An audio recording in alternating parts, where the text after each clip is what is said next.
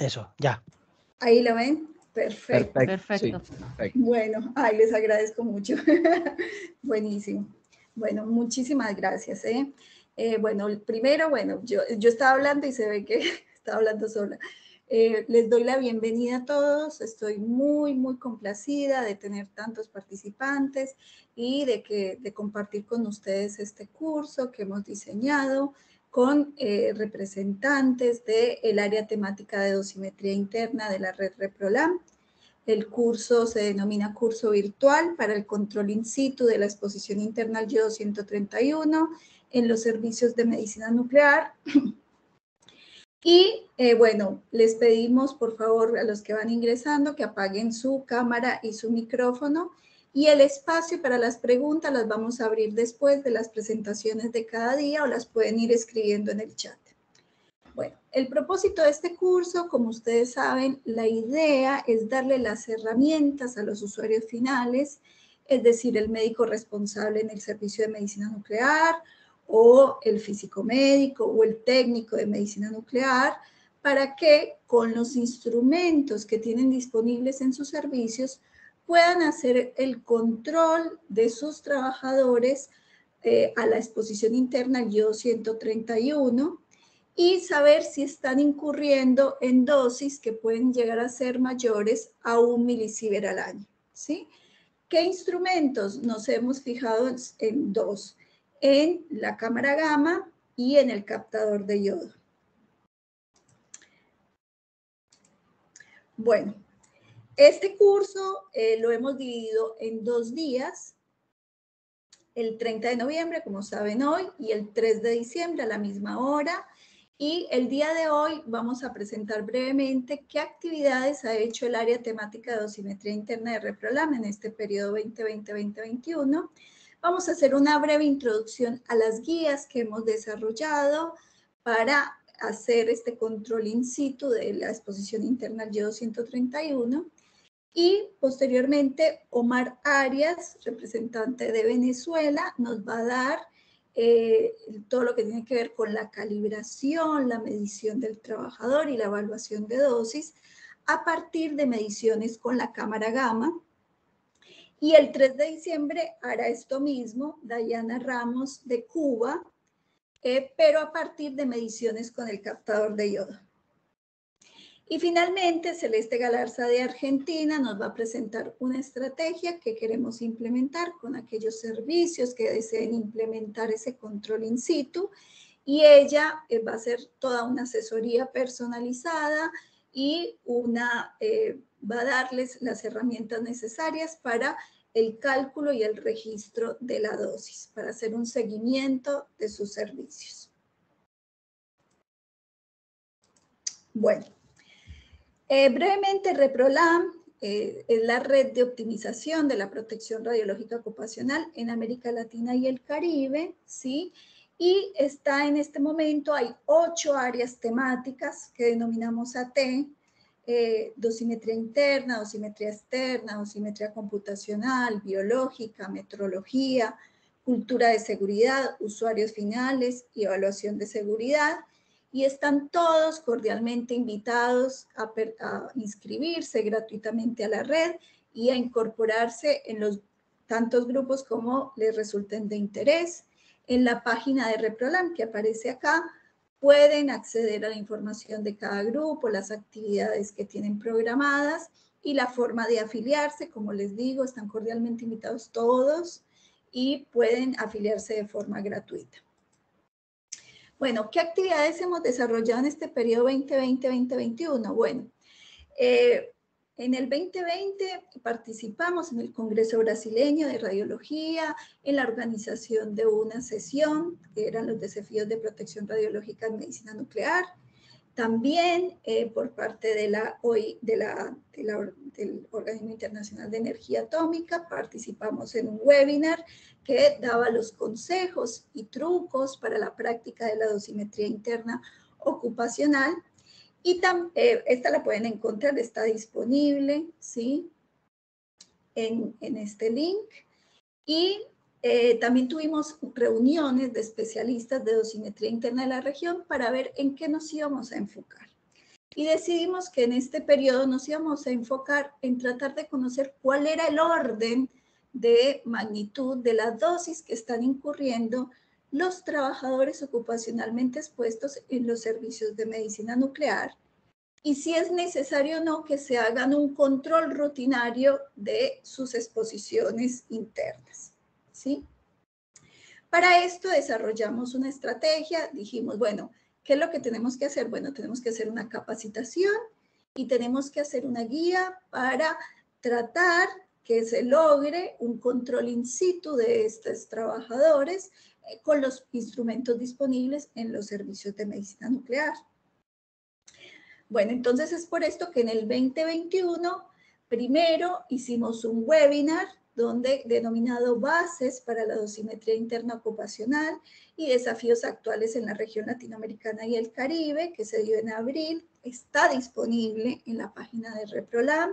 También participamos en el Congreso ALASBIM y desarrollamos estas guías para el control in situ de la exposición interna, que comprenden un protocolo y una guía interactiva, ¿sí? Además de el curso virtual que estamos impartiendo hoy y el 3 de diciembre, ¿sí? Para explicarles cómo funciona esta guía y que la pueden implementar para el monitoreo, triage y confirmatorio, que justamente en esta parte de introducción les voy a hablar un poquito de qué se trata estos tipos de monitoreo. Para el próximo año, el 2022, lo que queremos es justamente que los servicios de medicina nuclear que quieran implementar estas guías para controlar in situ a sus trabajadores, los vamos a asociar a un plan piloto y les vamos a dar todo, distribuir todo el material, ¿sí? Tanto los videos, las guías, el protocolo, la guía interactiva, la asesoría personalizada.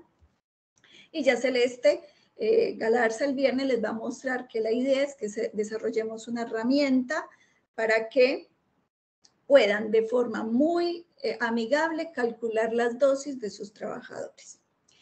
Y también vamos a trabajar en un procedimiento para el monitoreo rutinario, especial y operacional. Después les vamos a explicar bien qué son estos tipos de monitoreo, ¿sí? Con una guía que ya sea más abocada a lo que tiene que ver con el cálculo de incertidumbre, la validación de las mediciones, ¿sí? Más abocado a lo que hace un servicio de dosimetría interna. Bueno, y antes de seguir, no olviden que en la página de Reprolam, en la sección de afiliación, se pueden inscribir como miembros efectivos si ya se desempeñan en el campo de las radiaciones ionizantes. No hace falta que sean solamente de la región latinoamericana, están cordialmente invitados nuestros colegas españoles. O como miembro aspirante si todavía no se trabajan en el área y son estudiantes de pregrado. Bueno, entonces las guías tienen una presentación de este estilo, van a ver que pueden ir para adelante, para atrás con botones y bueno, vamos a hablar primero una breve introducción. Vamos a acordarnos, los trabajadores ocupacionalmente expuestos pueden estar expuestos tanto a radiación externa, ¿sí? A fuentes que están ubicadas fuera de su cuerpo, que la fuente no los toca, pero que la radiación puede alcanzar su cuerpo. Entonces, ahí hablamos de exposición externa o irradiación externa, ¿sí? Ahora, cuando las fuentes radioactivas están en contacto con el cuerpo o con la ropa, ahí hablamos de que el trabajador está contaminado externamente, ¿sí? Ahora, cuando el material radioactivo está en forma abierta, ¿qué quiere decir eso? Que está en forma de gas, polvo o un líquido volátil que es capaz de pasar al aire, ¿sí? Este material radioactivo puede ingresar dentro del cuerpo de la persona y ahí hablamos de exposición interna, ¿sí? O sea, principalmente es por inhalación, ¿sí? Cuando tenemos ocupacionalmente, si estamos trabajando con buenas prácticas digamos, la vía principal de incorporación va a ser por inhalación, ¿sí? Puede haber incorporación por ingestión o a través de piel, heridas, ¿sí? Pero esos casos son situaciones ya donde tenemos accidentes, incidentes o malas prácticas en el caso de la ingestión. Bueno, ahora, ¿cómo calculamos la dosis cuando una persona incorpora material radioactivo? Bueno, la dosis por incorporación de material radioactivo no la podemos medir directamente como se hace con la exposición externa. Acuérdense que ustedes todos, la mayoría, usa dosímetros personales. Estos dosímetros que se usan en el tórax nos sirven para estimar de una forma muy conservativa cuál es la dosis por exposición externa, pero no por interna. Por interna tenemos que inferir esa dosis a través de medición de otras magnitudes. ¿Qué magnitudes? Por ejemplo, a través de la medición de la actividad que tiene retenida el trabajador en todo su cuerpo o en un órgano específico. Aquí vemos, por ejemplo, a esta persona le están midiendo la actividad que tiene retenida en su tiroides, ¿sí? Estas mediciones que son directas se llaman también mediciones in vivo, ¿sí? Ahora, ¿qué pasa con estas mediciones? Necesariamente la radiación que emite ese radionucleido debe ser gamma para que pueda salir del cuerpo y alcanzar el detector, ¿sí? Ahora, hay otro tipo de mediciones que se pueden hacer cuando se miden las excretas del trabajador.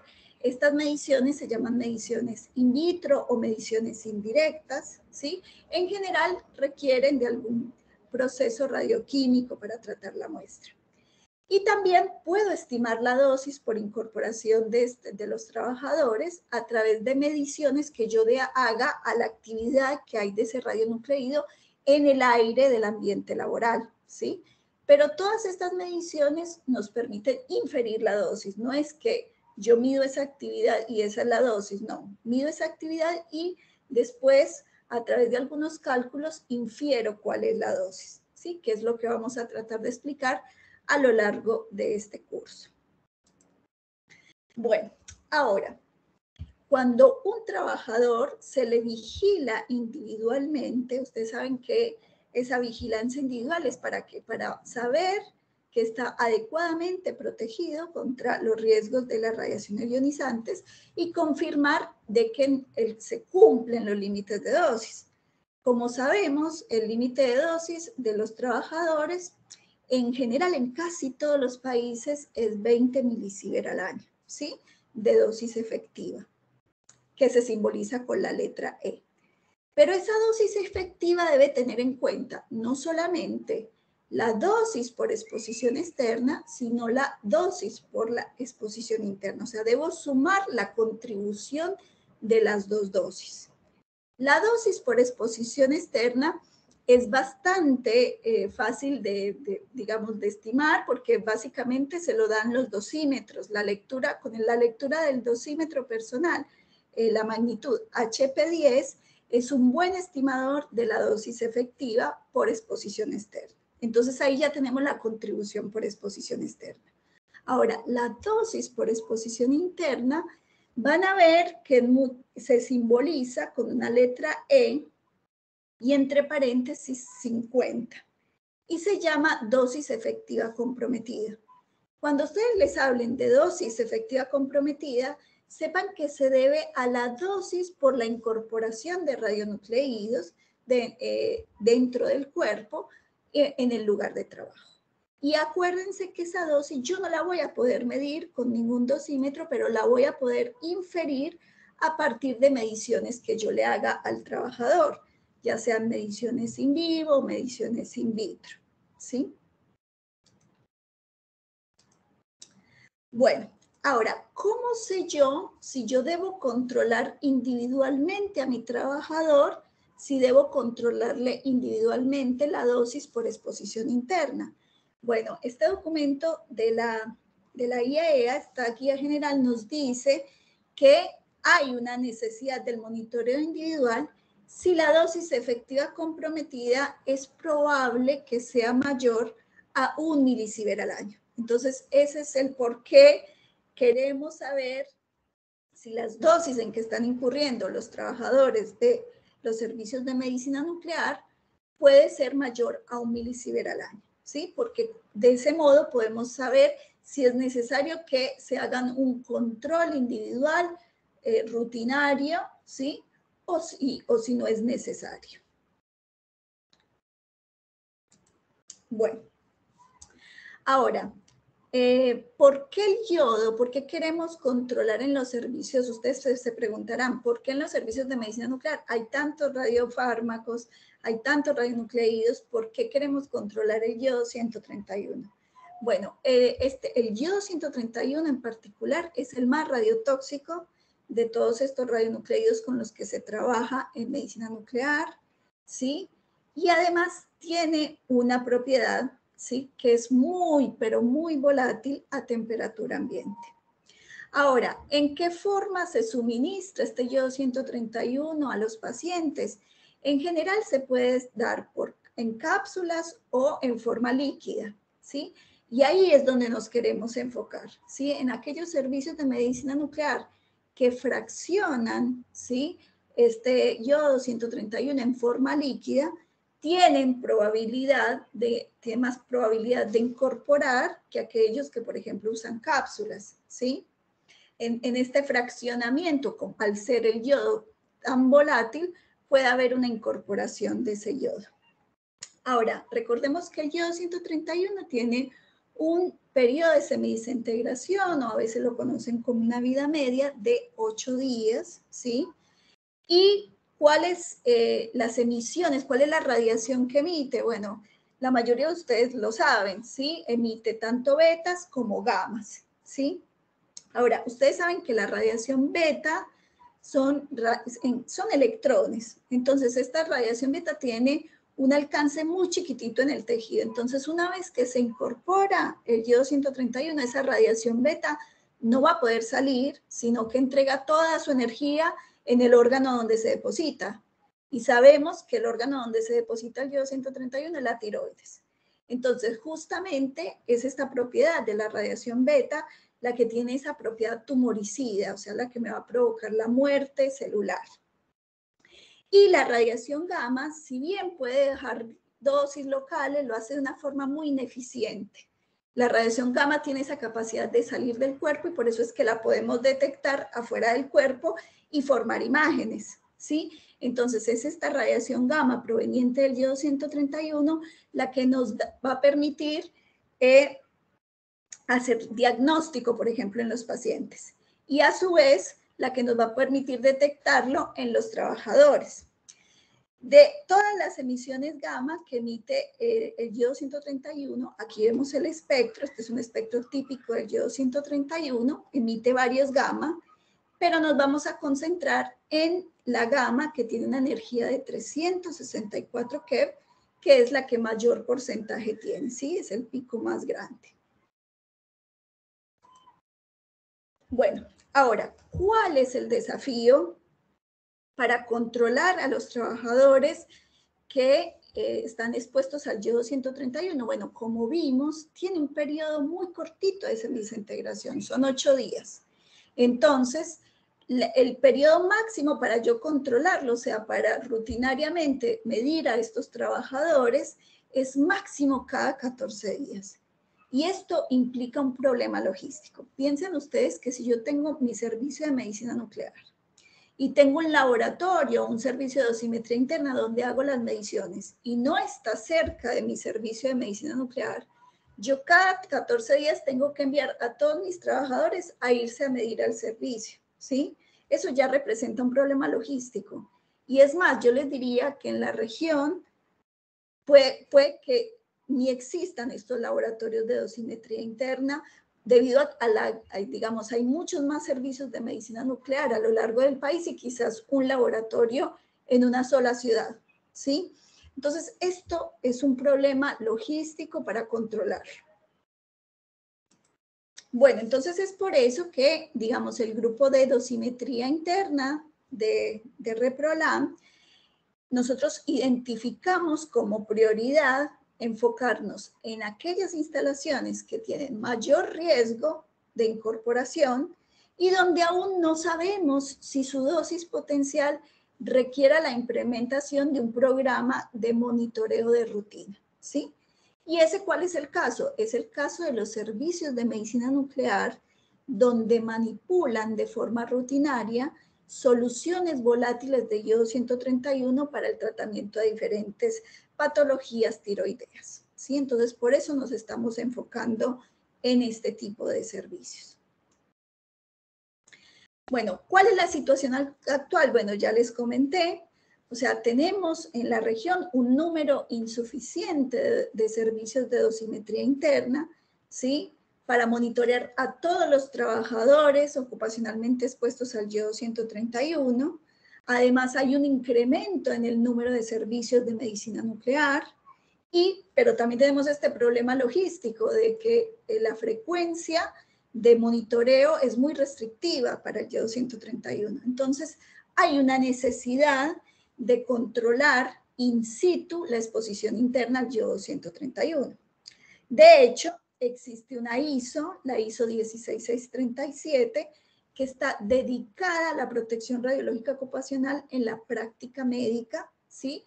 O sea, al personal ocupacionalmente expuesto a fuentes abiertas, ¿sí? En esta ISO se acepta que un servicio de medicina nuclear haga un monitoreo in situ con los instrumentos que tengan disponibles en los servicios de medicina nuclear, que puede ser que sea menos veraz que el que me puede dar un laboratorio acreditado de dosimetría interna, pero que me puede decir si un determinado umbral ha sido excedido o no. Bueno, entonces, ¿cómo decido yo si mi trabajador requiere un control de su exposición interna? Bueno, depende de varios factores, ¿sí? Depende de qué cantidad del material radioactivo se utiliza en este servicio, cuántos radionucleidos hay involucrados, cuál es su forma físico-química, qué contenedor usan, qué operaciones usan campana, o sea, cuáles son las condiciones generales del trabajo. Y también la base de esta evaluación podría ser la información que se tenga de monitoreos anteriores que se hayan implementado o a partir de concentraciones, de mediciones de concentración de la actividad en aire de estos radionucleidos. Sin embargo, si esta información no está disponible, uno puede aplicar unos supuestos o modelos de referencia, ¿sí? La ISO describe, tanto la ISO como este documento, que es europeo, nos describe un factor que se llama factor de decisión, denominado DJ, que nos permite estimar cuál es, ese DJ sería como la dosis en milisievert, ¿sí? Si esa dosis puede ser mayor o igual a 1 milisievert para un determinado trabajador, dependiendo de cuánta actividad manipula, ¿sí? Y de diferentes factores que tienen que ver, por ejemplo, con la forma físico-química de ese material, como factores de manipulación, qué tan volátil es, factores de protección, utiliza campana o no, factores de la carga de trabajo, ¿sí? Qué tanto tiempo está, por ejemplo, fraccionando, ¿sí? En todo un año. Factores de cuál es la actividad que manipula un trabajador, de toda la actividad que está disponible en el servicio, factores de volatilidad, ¿sí? ¿Cuál es la porción que se me volatiliza con relación a la actividad que yo estoy manipulando? Y el coeficiente de dosis, ¿sí? Entonces, en general, este DJ, si es mayor o igual a 1, la indicación es que ese trabajador debe ser monitoreado individualmente. Bueno, aquí les explico brevemente cuáles son estos factores, ¿sí? No vamos a entrar en detalles, pero ya nos dan indicaciones de qué valores tomar. Por ejemplo, el factor HS es un factor de seguridad de manipulación y tiene diferentes valores dependiendo si, por ejemplo, es una operación húmeda muy simple o es una operación química normal o es una operación compleja en húmedo con riesgo de derrame, nos va dando un valor. Fíjense cómo va aumentando dependiendo de la complejidad de la manipulación, ¿sí? Ahora, por ejemplo, el yodo 131, como es un compuesto tan volátil, se considera que este FHS debe ser de 100, ¿sí? Entonces, fíjense cómo cambia, por ser tan volátil el yodo 131, la dosis. Ahora, como factor de seguridad de protección es esta FPS y va a ser diferente si, por ejemplo, si es una operación en mesa abierta, tiene un valor de 1. Ahora, si es con campana de extracción, 0.1 o caja de guantes, 0.01. Entonces, fíjense cómo se refleja la protección que me da trabajar con diferentes, por ejemplo, con la campana o con caja de guantes, ¿sí? Si yo, por ejemplo, en mi servicio de medicina nuclear tengo una campana de extracción, ya reduzco en 10 veces esa dosis probable que voy a recibir, ¿sí? No se apaga la campana. Hola, si pueden apagar el micrófono, por favor.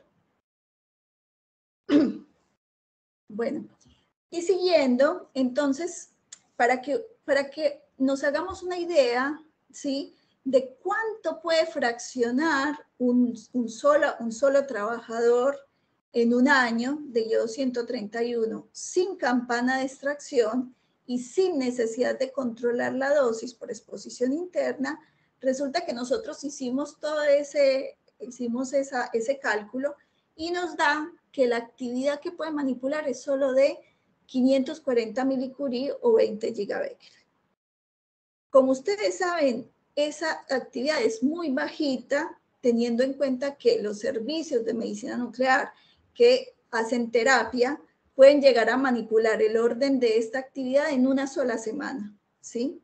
Entonces, por eso es que estamos poniendo el foco en estos servicios, ¿sí?, sobre todo en aquellos servicios que no tienen campana de extracción y manipulan soluciones volátiles de yodo 131.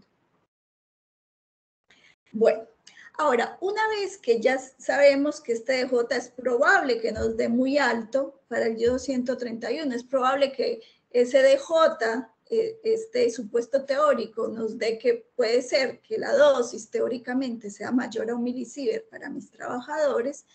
¿Qué monitoreo voy a implementar? Bueno, hay varios tipos de monitoreo según sea mi objetivo, ¿sí?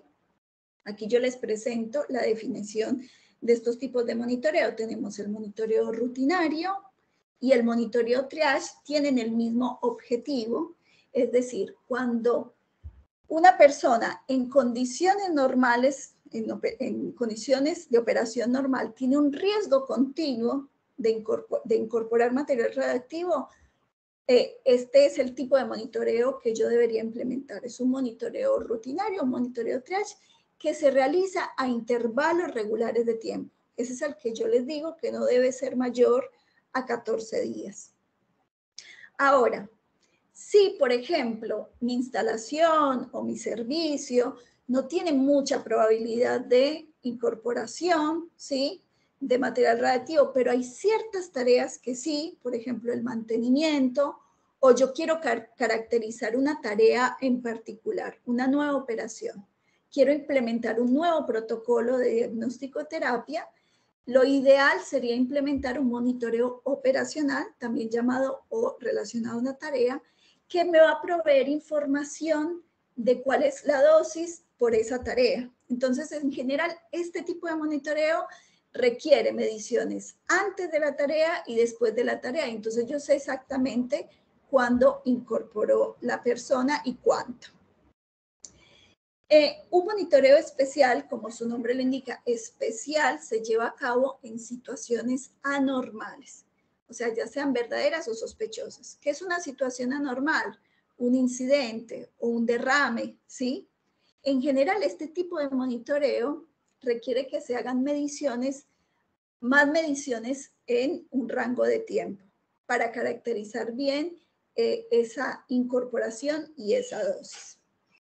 Y finalmente, tenemos el monitoreo confirmatorio. Como su nombre lo dice, el monitoreo confirmatorio me sirve para verificar los supuestos sobre las condiciones de exposición y para demostrar que no hay necesidad de implementar un monitoreo individual de rutina o triage. ¿Qué quiere decir esto?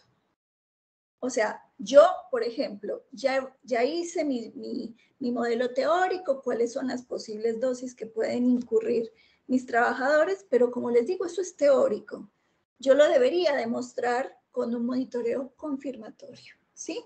Ese monitoreo confirmatorio me va a permitir decidir o ver si efectivamente yo estoy verificando que mis dosis son bajas, ¿sí? Entonces, este monitoreo confirmatorio es ocasional, no es tan restrictivo como el rutinario o el triage, que es cada 14 días, pero es periódico, o sea, recomendable que lo hagan dependiendo de su instalación, una vez al año, una vez cada 2 años, ¿sí? Pero es importante siempre confirmar esos supuestos teóricos.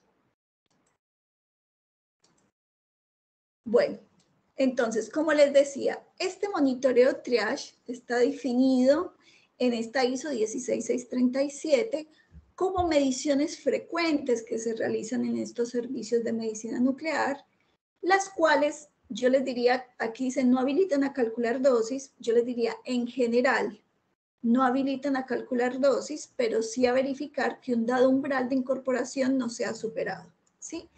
En general, ¿por qué no habilitan a calcular dosis? Porque estos monitoreos triage se hacen con estos instrumentos y se calibran, ya van a ver, en general de forma muy artesanal, no como un laboratorio de dosimetría interna o que hace mediciones in vivo, que quizás está acreditado y lo hace con fuentes trazables y calibradas. Por ahí lo hace con este monitoreo triage, por ahí lo vamos a hacer con fuentes que calibramos nosotros mismos, con nuestro activímetro, ¿sí? Con quizás un maniquí artesanal, pero entonces ahí quizás no sabemos exactamente cuáles son las incertidumbres, entonces por eso el cálculo de dosis no es tan exacto, no es, pero sí nos permite saber si un dado umbral ha sido superado o no. Este tipo de mediciones que se hacen con el instrumento disponible en mi servicio de medicina nuclear, lo puedo implementar también para mi monitoreo confirmatorio.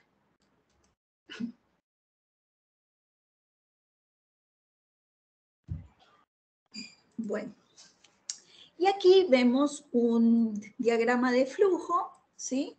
Donde tenemos 3 eventos iniciadores para saber cómo implementar los diferentes tipos de monitoreo, ¿sí? Si, por ejemplo, aquí vemos abajo, si el inicio es un incidente de contaminación, yo debería implementar un monitoreo especial. Aquí vemos en la parte media, si, por ejemplo, el inicio es que tengo un nuevo protocolo de diagnóstico o de terapia o una operación especial, debería implementar un monitoreo relacionado a una tarea o el que habíamos dicho que también se llamaba monitoreo operacional. Pero vamos a ver en detalle cuando el evento iniciador es que tenemos el comisionamiento de un nuevo servicio de medicina nuclear o por ahí mi servicio ya está operando, pero es la primera vez que vamos a evaluar cuál es la exposición interna de mis trabajadores. Entonces, en ese caso, ¿sí? Cuando es la primera vez que yo voy a ver si mis trabajadores tienen una dosis potencial que puede ser mayor a 1 milisievert al año, bueno, lo primero, estaría bueno saber cuál es el factor de decisión, ¿sí? SDJ. Si SDJ me da que es mayor o igual a 1 milisievert al año, ¿sí? Lo ideal sería que si yo pudiese implementar mejoras en la protección, o sea, si puedo aplicar el principio Lara de optimización, es decir, quizás, bueno, el servicio dice, bueno, quizás si yo implemento esta campana de extracción no incurro en esas dosis y no necesito controlar a mis trabajadores. o quizás voy a optar más bien por cápsulas en vez de dar el yodo en forma líquida, ¿sí? Entonces, si es mayor a 1, lo ideal sería implementar el principio Lara para ver si puedo bajar esa dosis, pero si esta DJ me da que es menor a 1 milisievert al año, voy a confirmarlo con un monitoreo confirmatorio, ¿sí? Que ya dijimos que ese monitoreo confirmatorio lo podemos hacer con los instrumentos disponibles en mi servicio de medicina nuclear, y ese monitoreo confirmatorio nos va a permitir saber si la dosis potencial de mis trabajadores es mayor a igual a 1 milisievert al año, ¿sí? Si me da que no es mayor a 1 milisievert al año, yo simplemente lo voy a registrar, y lo que sí, periódicamente voy a implementar un monitoreo confirmatorio. Ahora, periódicamente no quiere decir con tanta restricción como el monitoreo de rutina o triage que dijimos que era cada 14 días. No, periódicamente puede ser una vez al año, ¿sí? O una vez cada 2 años, cuando se considere necesario, ¿sí? Como para saber, para verificar que mis condiciones no han cambiado. Ahora, si esta dosis potencial, después de haber implementado el monitoreo confirmatorio, me da que es mayor a 1 milisievert al año, yo debería implementar o un monitoreo de rutina o un monitoreo triage según las posibilidades de cada servicio, ¿sí? Básicamente, recuerden que un monitoreo de rutina y triage tienen el mismo, digamos, la misma regularidad, no puede ser más de cada 14 días, y básicamente el monitoreo de rutina se puede hacer o en un laboratorio de dosimetría interna, o se puede hacer in situ también en el servicio de medicina nuclear, pero en general, ¿cuál es la diferencia entre un monitoreo de rutina y un monitoreo triage? Que el monitoreo de rutina en general tiene, los equipos que se utilizan están calibrados apropiadamente con patrones trazables metrológicamente, tienen cálculo de incertidumbres, ¿sí? Tienen muchas cosas que en el monitoreo triage quizás lo hacemos de forma más artesanal, pero podemos usar los mismos instrumentos, ¿sí? Y bueno, entonces esta es la breve presentación de las guías. Ahora vamos a dar seguimiento con Omar. Y básicamente estas guías, ¿sí? Nos van a permitir el monitoreo triage y confirmatorio de los servicios que actualmente no se estén monitoreando, ¿sí? Esa es la idea. O sea, aquellos servicios que no monitorean a sus trabajadores pueden implementar estas guías para hacer el monitoreo triage y confirmatorio de sus trabajadores. Estas guías les van a permitir, ¿sí? Ver cómo a partir de la lectura del instrumento que yo use, ya sea la cámara gamma o el captador de yodo, ¿sí? Haciendo una calibración adecuada, poder saber qué actividad, ¿sí? Poder medir al trabajador y saber qué actividad tiene en ese momento que yo medí al trabajador de yodo 131 retenido en su tiroides, y estimar cuánto incorporó. Recuerden que es diferente la actividad que tiene en el momento el trabajador al momento de medirlo a la actividad que incorporó, que quizás fue más, ¿sí? Seguramente fue más. Y lo hizo unos días antes cuando fraccionó, ¿sí? Vamos a ver qué día se toma, qué día vamos a suponer que sea esa incorporación, ¿sí? Y después de estimar cuánto incorporó ese trabajador, vamos a inferir cuál es la dosis efectiva, ¿sí? Asociada a esta incorporación.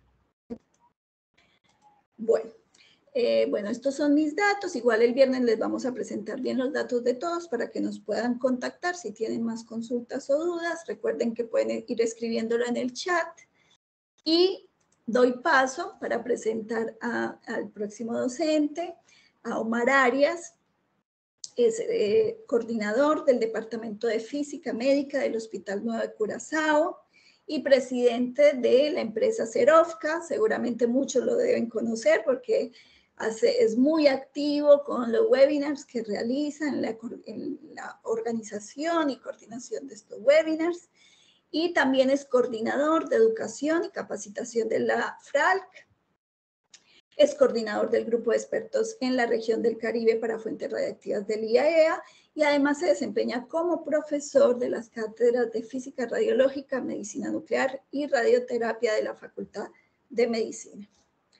Así que muchas gracias. No, gracias a ti, gracias a ti. Por allí, entiendo que por allí hay algunas manos levantadas. No sé si quieres, abordamos esto o lo dejamos al final. Ahí sí tú organizas, Nancy, como tú lo digas. Me parece que mejor lo dejamos al final todas, si les parece bien, para que no se vayan olvidando, si quieren lo escriben en el chat para, ¿viste? ¿Sí? Gracias. Ok, bueno, muy bien. Después de esta... Perdón, disculpen, es que el chat no funciona. Yo he intentado hablar y dice que si nadie más habla yo no puedo hablar. He intentado hacer preguntas a través del chat y no he podido. No sé si lo puedan habilitar para los participantes, por favor. A ver, voy a preguntar, ¿Esther o Juan están por ahí? No sé si se puede habilitar el chat. Para todos los miembros, para todas las Claro. públicos, sí, está Sí, habilitado. no está deshabilitado. No sé si me escuchas, Esther o Juan. Me parece que no me escucha. Sí, yo también puedo confirmar que está deshabilitado, ¿eh? Sí, yo también recién lo probé y sí está deshabilitado. Perdón la pregunta, ¿podemos obtener este material por mail? Sí. O sea, vamos a repartirlos, por eso te decía, bueno, el viernes justamente Celeste va a hacer su presentación sobre toda la estrategia que vamos a hacer y la idea es que los servicios que quieran o las personas que quieran acceder a esta información, les vamos a pasar el material del curso, la guía interactiva, ¿sí? Y también la posibilidad de hacer un seguimiento, una evaluación de sus trabajadores. Natalie, no sé si quieres preguntar algo, pues ya como no hemos podido habilitar, bueno. Sí, señora, yo tenía dos preguntas. Decimos. Una es aclarar qué son las campanas de extracción, pues todos utilizamos lenguaje diferente en la región. Quería saber si era una hot cell o una campana de flujo laminar, o sea, como cuál es la definición de campana de extracción para saber específicamente cuál es. Y el otro es que hablaste de un porcentaje de volatilización, pero ese porcentaje de volatilización, ¿de dónde se sacaría? Pues en caso de tener diferentes compuestos de yodo solución. Claro. Bueno, el de la campana se lo voy a dejar a Omar, que es mucho más experta que yo en las campanas. Sí, obviamente, yo entiendo que es de flujo laminar, pero bueno, se lo voy a dejar a él para que explique bien la diferencia. Y en cuestión del factor de volatilización, como yo les decía, esto es un supuesto teórico y asume un factor de volatilización. Es como, no sé si alguno ha escuchado el número mágico. Bueno, es más o menos, es un número mágico, lo utilizan para todo. Sí, es un factor de volatilización que ya está, ya por defecto te lo definen y se acepta de 1 por 10 a la menos 4, ¿sí? De hecho, cuando vean los artículos, hay muchos que te dicen 1 por 10 a la menos 6, pero en este supuesto teórico está comprendido ese 10 a la menos 4 y hay otro factor que es 10 a la menos 2, entonces compensa, ¿sí? Pero básicamente asume el mismo factor de volatilización para todos los compuestos de yodo, ¿sí? Gracias. Por ahí, Natalie, por eso te decía que al ser un supuesto teórico tiene muchas limitaciones, ¿sí? No.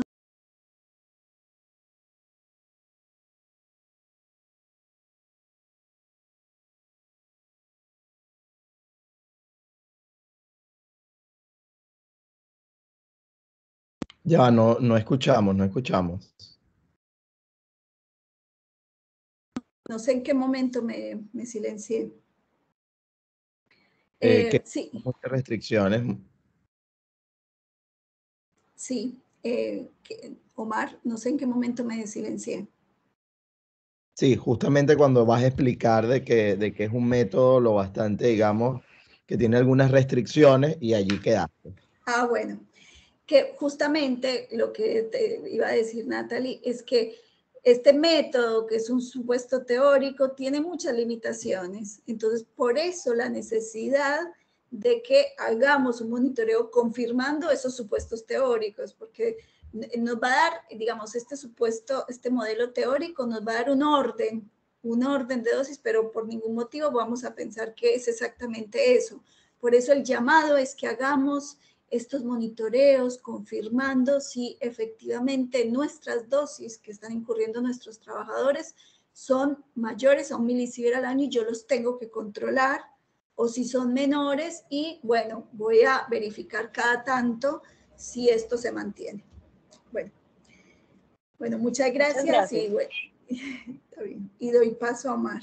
Gracias, gracias. Vamos a ver si yo aquí puedo poner también una de las campanas y así lo vemos antes de seguir.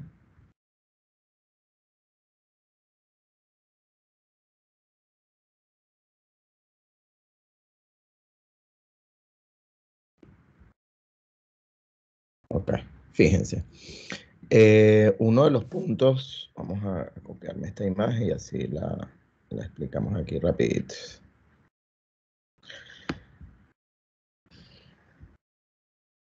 Déjame colocarla aquí antes de todo y así de ahí seguimos.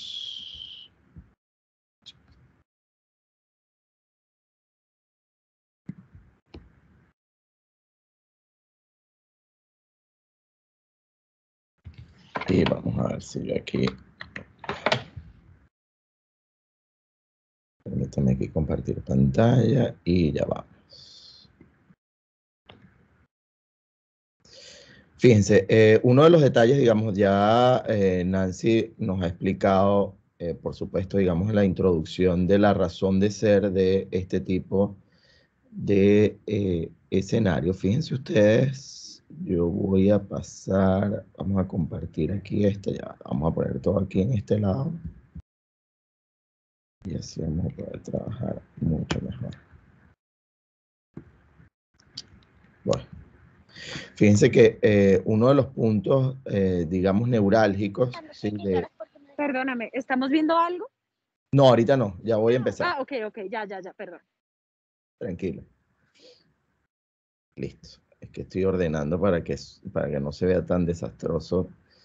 Aquí se ve esta pantalla, ¿sí? Vamos a... Ahí sí se ve completo. Ahí nada más se va a ver la campana, ¿no? Que estábamos hablando ahorita. Sí, señor.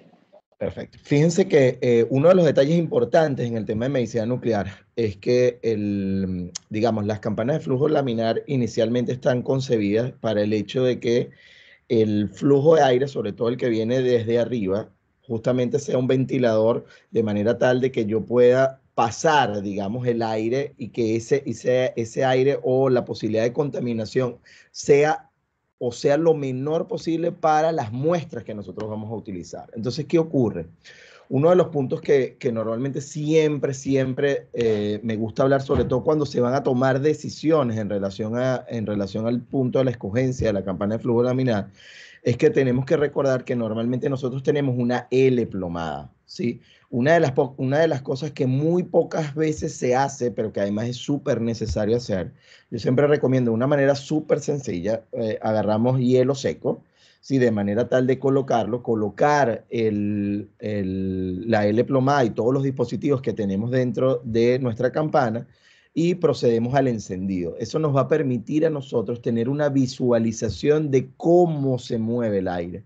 Esto es importante porque normalmente este tipo de campanas como la que ustedes ven ahorita en pantalla, digamos, no viene con vidrio plomado, no está diseñada completamente para el tema de medicina nuclear. Hay algunas que ya vienen prediseñadas para este caso, pero en la mayoría de los servicios, digamos, se compra una campana que ya viene con un determinado filtro, ya se tiene ubicada, por ejemplo, una campana muy parecida a la que utilizamos en el área de biología, en el área de bioquímica, y justamente la colocamos en este tipo de instalación. Entonces, si esa es la razón que además, por supuesto, mucho más económica, etcétera, y podemos incorporar la L plomada allí. Mi primera recomendación es, bueno, ver justamente qué es y cómo es ese proceso de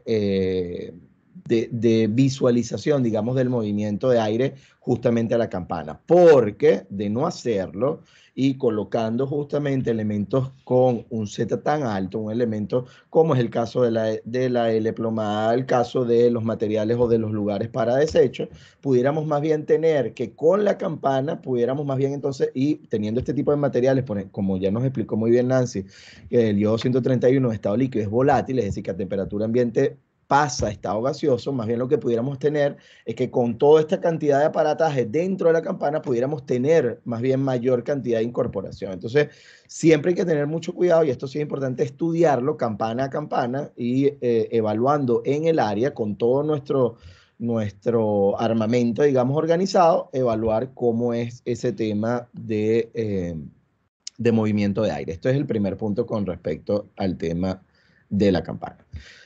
Yo por aquí, bueno, por supuesto, miren, les voy a dar las gracias a Dayana. Dayana había preparado justamente, digamos, parte de esta presentación en lo que tiene que ver tanto en la evaluación de gammagrafía con la gamma cámara y la evaluación justamente con el contador. Ya la teníamos, digamos, diseñada gracias a Dayana, y a partir de allí lo que sí he querido venir incorporando justamente algunos parámetros importantes a considerar antes de comenzar con el desarrollo normal de lo que sería, digamos, todo este proceso de evaluación, ¿sí?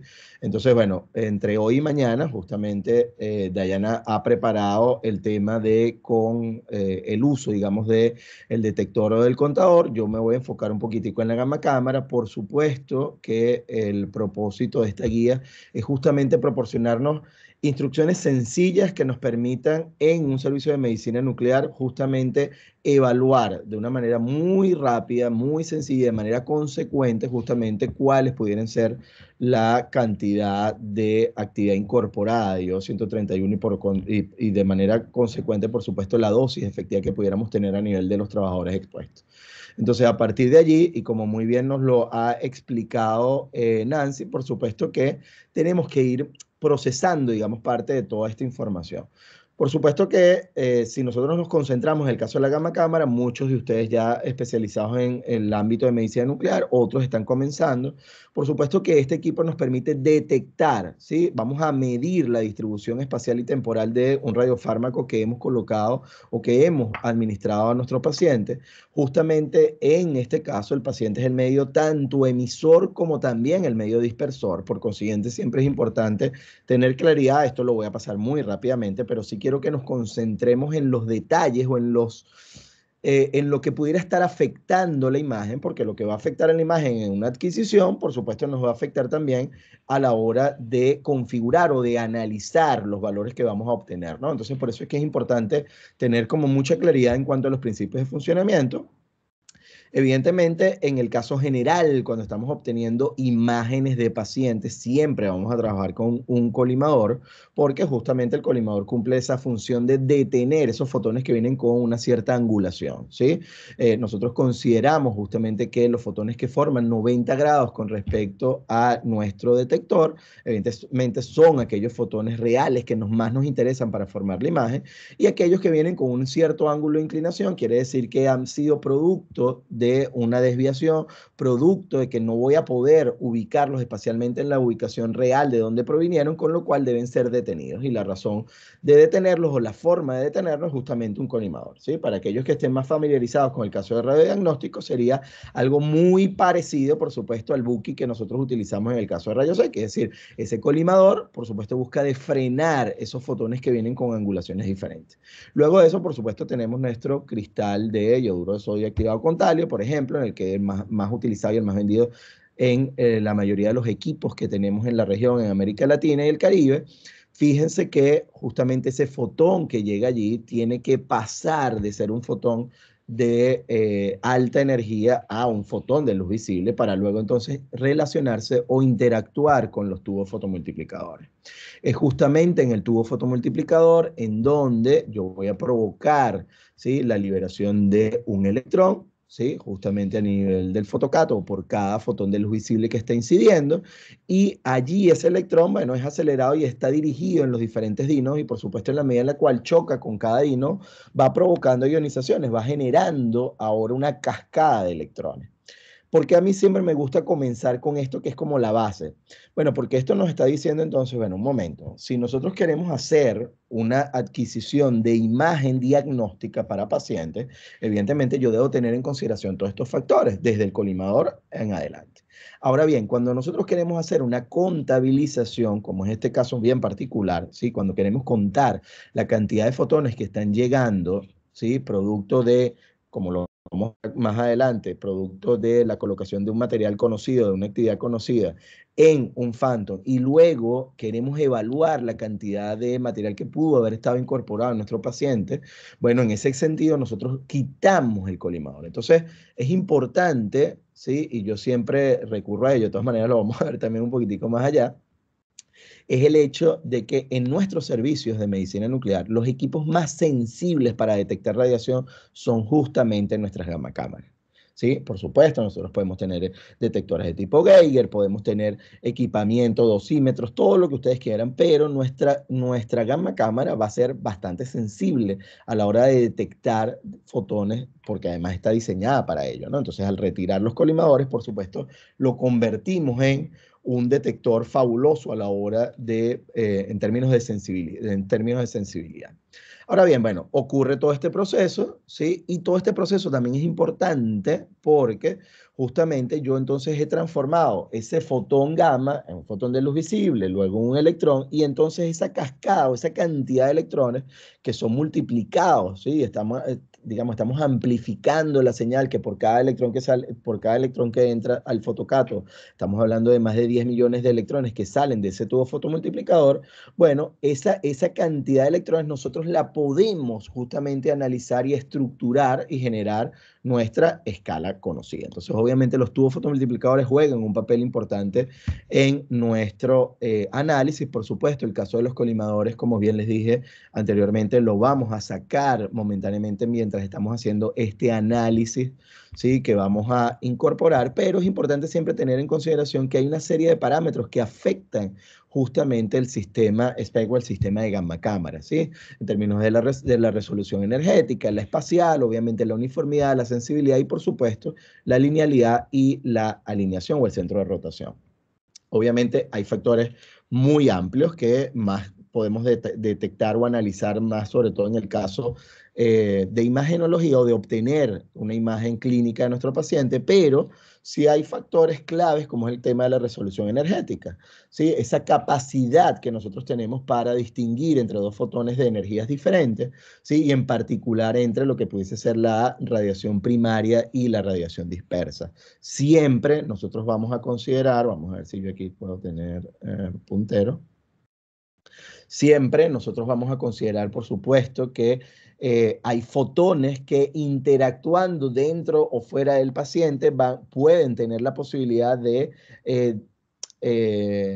girar o de modificar su trayectoria y de llegar justamente de manera perpendicular a nuestro detector, con lo cual en toda esa trayectoria, en ese cambio de trayectoria he perdido energía y es por ello que yo siempre tengo un espectro en donde estos fotones de baja energía corresponden a radiación de tipo dispersa, con lo cual yo sé que debo buscar de excluirlos para concentrarme justamente en la ventana o en el pico energético particular. Obviamente en el caso de Tecnesio 99, por supuesto como el que les mostré allí de 140 kiloelectronvoltios.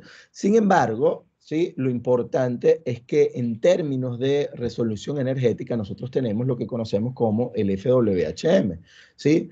Y se determina a partir del ancho a la mitad de la altura del fotopico del espectro de energía. Con ello, nosotros vamos a tener justamente una manera de expresar como una fracción porcentual de la energía de esa radiación gamma y nos va a permitir entonces tener lo que sería nuestra resolución energética. Ahora bien, definido esto y teniendo en cuenta que tenemos un área de exclusión, un área en donde tenemos radiación de tipo dispersa, justamente dependerá del ancho de ventana que yo establezca, es decir, yo primero ubico mi centro de ventana de manera tal de que esté ubicada en la energía teóricamente, digamos, que nosotros tenemos referencia de lo que pudiese ser el tecnesio, o lo que pudiese ser el yodo en el caso de 364.5, pero lo que sí es muy importante, ¿sí?, es justamente que yo puedo achicar, poner más pequeña esa ventana, o la puedo ampliar dependiendo de la cantidad de fotones que yo requiera para obtener una imagen. Es por ello que ustedes van a ver que desde el punto de vista clínico yo puedo tener ventanas entre 15 o 20% de algunos seguimientos o de algunos tipos de estudios, y puedo tener incluso otro tipo de factor. Entonces hay valores típicos, obviamente, que van a oscilar justamente en términos de lo que es la resolución energética, dependiendo de lo que queremos ver.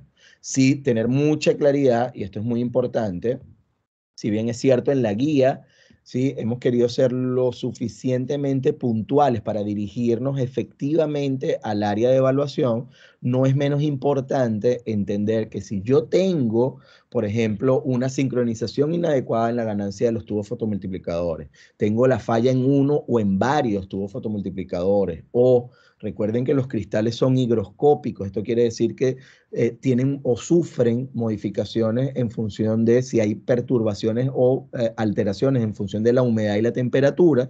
Todo esto va a contribuir a degradar la resolución energética, y con ello también podemos degradar parte de la información que vamos a obtener a nivel de nuestras cuentas. Entonces, es bien importante, sí, siempre tener en consideración estos factores. Por supuesto, también, bueno, todo lo que tiene que ver con los tubos fotomultiplicadores y la guía de lujo en relación a lo que pudiese ser el gel óptico, así como el tema de tasas de conteo elevadas, las cuales pueden degradar la resolución energética.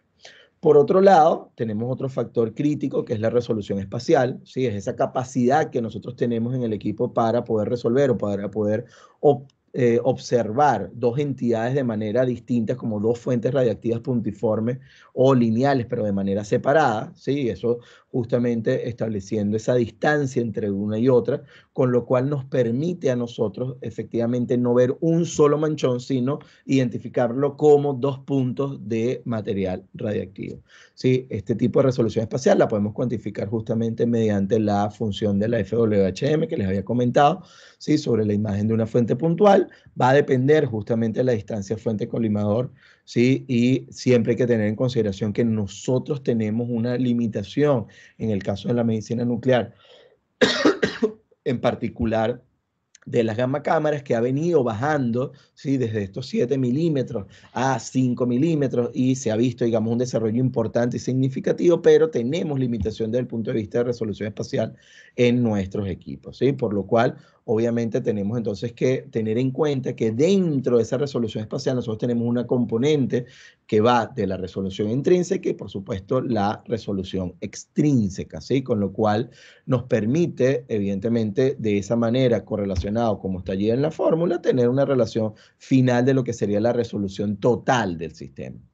Ahora bien, fíjense ustedes que, y aquí por eso es que es importante, sobre todo cuando queremos hacer intercomparaciones en datos obtenidos, tiene que ver con el aumento de los tubos fotomultiplicadores en función de mejorar esa resolución intrínseca, el incremento justamente de la energía de los fotones gamma incidentes. Allí, bueno, tendría que ver más sobre todo con ubicar específicamente el pico máximo o el fotopico en el lugar del espectro para proceder a la obtención de los datos, ¿sí? La disminución del espesor del cristal, así como la amplitud de la ventana, y por supuesto disminuir la distancia fuente-colimador. Es por ello, ¿sí?, y por eso que lo quise traer aquí en consideración. Recuerden que si yo quiero entonces mejorar la resolución intrínseca, que es en el momento en el cual no tengo colimador, fíjense ustedes que la disminución fuente-colimador, la disminución fuente-detector, digamos, tendría que decir allí, es justamente clave. Y es clave porque al quitar el colimador, yo abro más posibilidad de que lleguen fotones dispersos a mi detector, cosa que yo justamente quiero evitar. Yo quiero que estén llegando de la manera, digamos, con la menor cantidad de dispersión posible, ¿no? Y de interacción con otros aspectos importantes. Eso es la resolución espacial, por supuesto, entonces dependerá de la resolución intrínseca de la gamma cámara, de la resolución que tenga el colimador, y por ello es que tenemos distintos tipos de colimadores dependiendo de si queremos de propósitos generales o si los queremos de alta resolución o si estamos trabajando con baja o alta energía, y de esa manera dependerá el grosor de la septa. Y por supuesto también hay una fase importante en la resolución espacial que tiene que ver con los algoritmos y los filtros de reconstrucción. Para nuestro caso particular y para el objetivo de esta guía, evidentemente esta fase de los filtros de reconstrucción no entra en discusión, no entran, digamos, dentro de un factor que vaya a contemplar o afectar nuestros cálculos. Por otro lado, parte, digamos, de los factores que degradan la resolución espacial de manera significativa está la falla en los componentes electrónicos, con lo cual este tipo de equipamiento, siempre la recomendación de todos nuestros fabricantes es que vengan con un UPS, de manera tal de buscar de limitar o disminuir la afectación que pudiéramos tener en términos de voltaje de entrada de la calle. La sintonización inadecuada de las ganancias de los tubos fotomultiplicadores, con lo cual recuerden siempre que nosotros tenemos la posibilidad en modo servicio de hacer ese tuning en los tubos fotomultiplicadores, es decir, esa corrección de ganancia de manera tal de que yo pueda tener la imagen lo más uniforme posible. Y por supuesto, defectos o deterioro del cristal afectarán entonces nuestra imagen. Entonces, de esta manera, un poco para que ya vayamos entrando, y ya estoy cerrando esta fase para entrar de lleno en lo que sería nuestra evaluación. La uniformidad de respuesta evalúa justamente la diferencia de la respuesta del detector en diferentes puntos del campo visual, de manera tal de que cuando ustedes están realizando las pruebas diarias se darán cuenta que tenemos unos rangos máximos, ¿sí? O unos valores de tolerancia en términos de la uniformidad integral o de la uniformidad diferencial, ¿sí? Y siempre tengamos en cuenta entonces que una buena uniformidad, por supuesto, va de la mano siempre de tener una respuesta adecuada y una corrección energética adecuada. Fíjense ustedes, una muy buena uniformidad. Fíjense ustedes cómo yo tengo una pobre uniformidad, ¿sí? Ahora bien, ¿qué pasa? ¿Y por qué es importante? Me quise traer parte de estas imágenes. Porque si ustedes observan bien, justamente el tema de, hay patrones que son característicos. A veces a mí me dicen, oye, pero ¿cómo tú sabes a partir de una imagen si es que es el tubo fotomultiplicador, si es un problema? Porque justamente fíjense ustedes qué ocurre cuando yo tengo una afectación de uniformidad, pero fíjense qué pasa cuando yo tengo, por ejemplo, el tema de que no hay corrección de linealidad, cuando yo tengo una afectación a nivel de esa ganancia de tubos fotomultiplicadores, y fíjense ustedes los tipos de patrones de manera distinta. Esto es bien importante porque nuestra razón de ser de esta guía es que justamente podamos tener un patrón de buena uniformidad de manera tal de garantizar de que todos nuestros equipos y todas nuestras obtención de información vaya justamente de la mano de manera adecuada. ¿Sí? Ya esto era parte de lo que les había comentado. Evidentemente, la uniformidad de respuesta tendrá en consideración todos los factores que les acabo de mencionar con anterioridad. Por supuesto, y no menos importante, he dejado el tema de la sensibilidad, ¿sí? La característica justamente que nos va a permitir describir esa probabilidad de observar la radiación gamma incidente a nivel del detector, con lo cual yo voy a tener entonces, fíjense ustedes, una sensibilidad intrínseca relacionada con el espesor del cristal, la cual obviamente una vez comprado el equipo no puedo modificar, pero también con lo que es la amplitud de la ventana. Por consiguiente, ustedes verán en la guía las especificaciones a la hora de obtener los datos para poder adquirir los datos particulares. Y por supuesto, la sensibilidad entonces del sistema, en donde allí sí tendremos una relación inversamente proporcional con respecto al espesor del colimador. Sí, los mismos factores, obviamente en términos de lo que nos puede afectar en términos de degradar lo que es la sensibilidad o disminuir lo que es la capacidad de sensibilidad. Y un punto importante, el tema de los números de cuenta por proyección y los tiempos de adquisición, ¿sí? Normalmente, y fíjense ustedes que yo puedo tener una cantidad de cuentas por proyección dependiendo de los tamaños de matrices, ¿sí? Dependiendo del tamaño de matriz. Recuerden que la matriz es como yo divido ese campo de visión útil que voy a tener, ¿sí? Y bueno, esa matriz, sencillamente yo divido en términos de líneas horizontales y verticales, de manera tal de tener filas y columnas, y al dividir ese campo de visión, bueno, yo lo voy a poder tener en la medida en la cual haga mayor cantidad de divisiones, por supuesto tendré una mejor resolución, en la medida en la cual tengo menor cantidad de divisiones, tendré píxeles cada vez más grandes y por consiguiente una resolución menor. Entonces es importante tener esto en consideración para comprender justamente cuando yo hago la detección o hago el stop, por ejemplo, en los tiempos de adquisición. Recuerden que nosotros podemos tener, ¿sí?, un stop o una parada de nuestra detección en función de la cantidad de cuentas que quiero obtener o dependiendo del tiempo que yo vaya a colocar. Entonces es importante tener en consideración eso, que yo tengo dos modalidades de parada.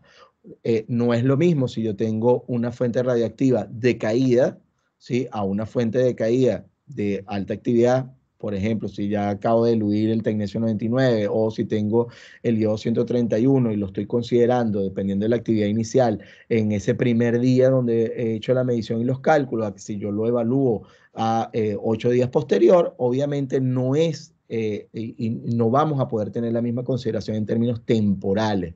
Ahora, lo que pudiera tener es las mismas consideraciones en términos de detener en función de la cantidad de cuentas, de la cantidad de fotones que van a llegar finalmente a nuestro equipo. Entonces, bien, teniendo en cuenta esto, sí, quiero que lo tengamos bastante presente porque lo vamos a ir conectando en la medida en la cual vayamos avanzando en la presentación. Por supuesto que lo primero es preparar lo que es la sala de medición, ¿sí?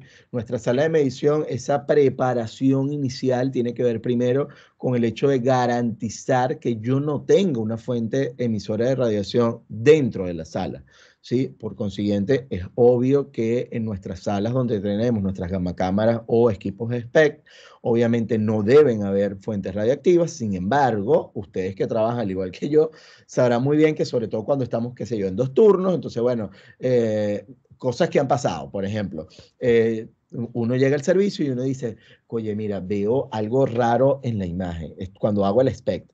Oye, pero qué raro ese punto allí, pero no es el paciente, quité el paciente, no lo sigo viendo, no es en la camilla, y de repente te das cuenta que es en el espaldar de la silla que tenemos allí en el workstation.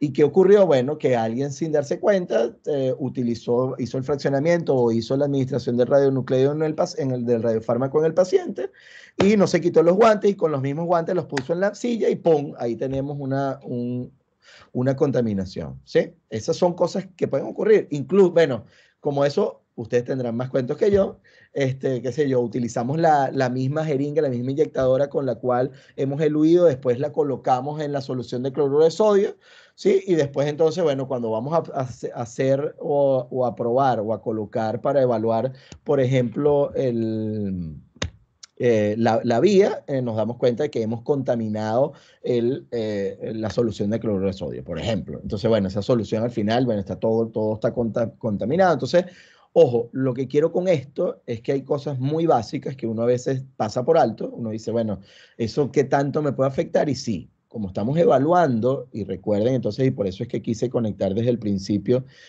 volver a retomar las bases de la gamma cámara, como estamos retirando o vamos a retirar el colimador para hacer este tipo de mediciones, evidentemente voy a necesitar entonces asegurar el 100% que no tenga ningún tipo de fuente adicional a lo que va a ser la medición de mi paciente o la medición de mi Phantom para garantizar de que no tenga una alteración de esa relación.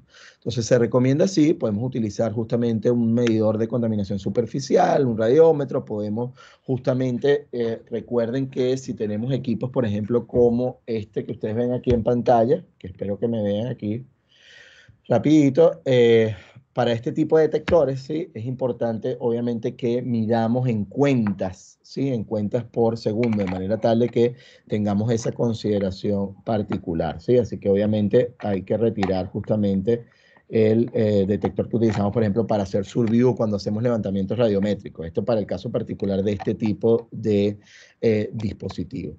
Sin embargo, también recuerden siempre, como les dije al inicio, que uno de los detectores más sensibles que tenemos es justamente nuestra propia gamma cámara.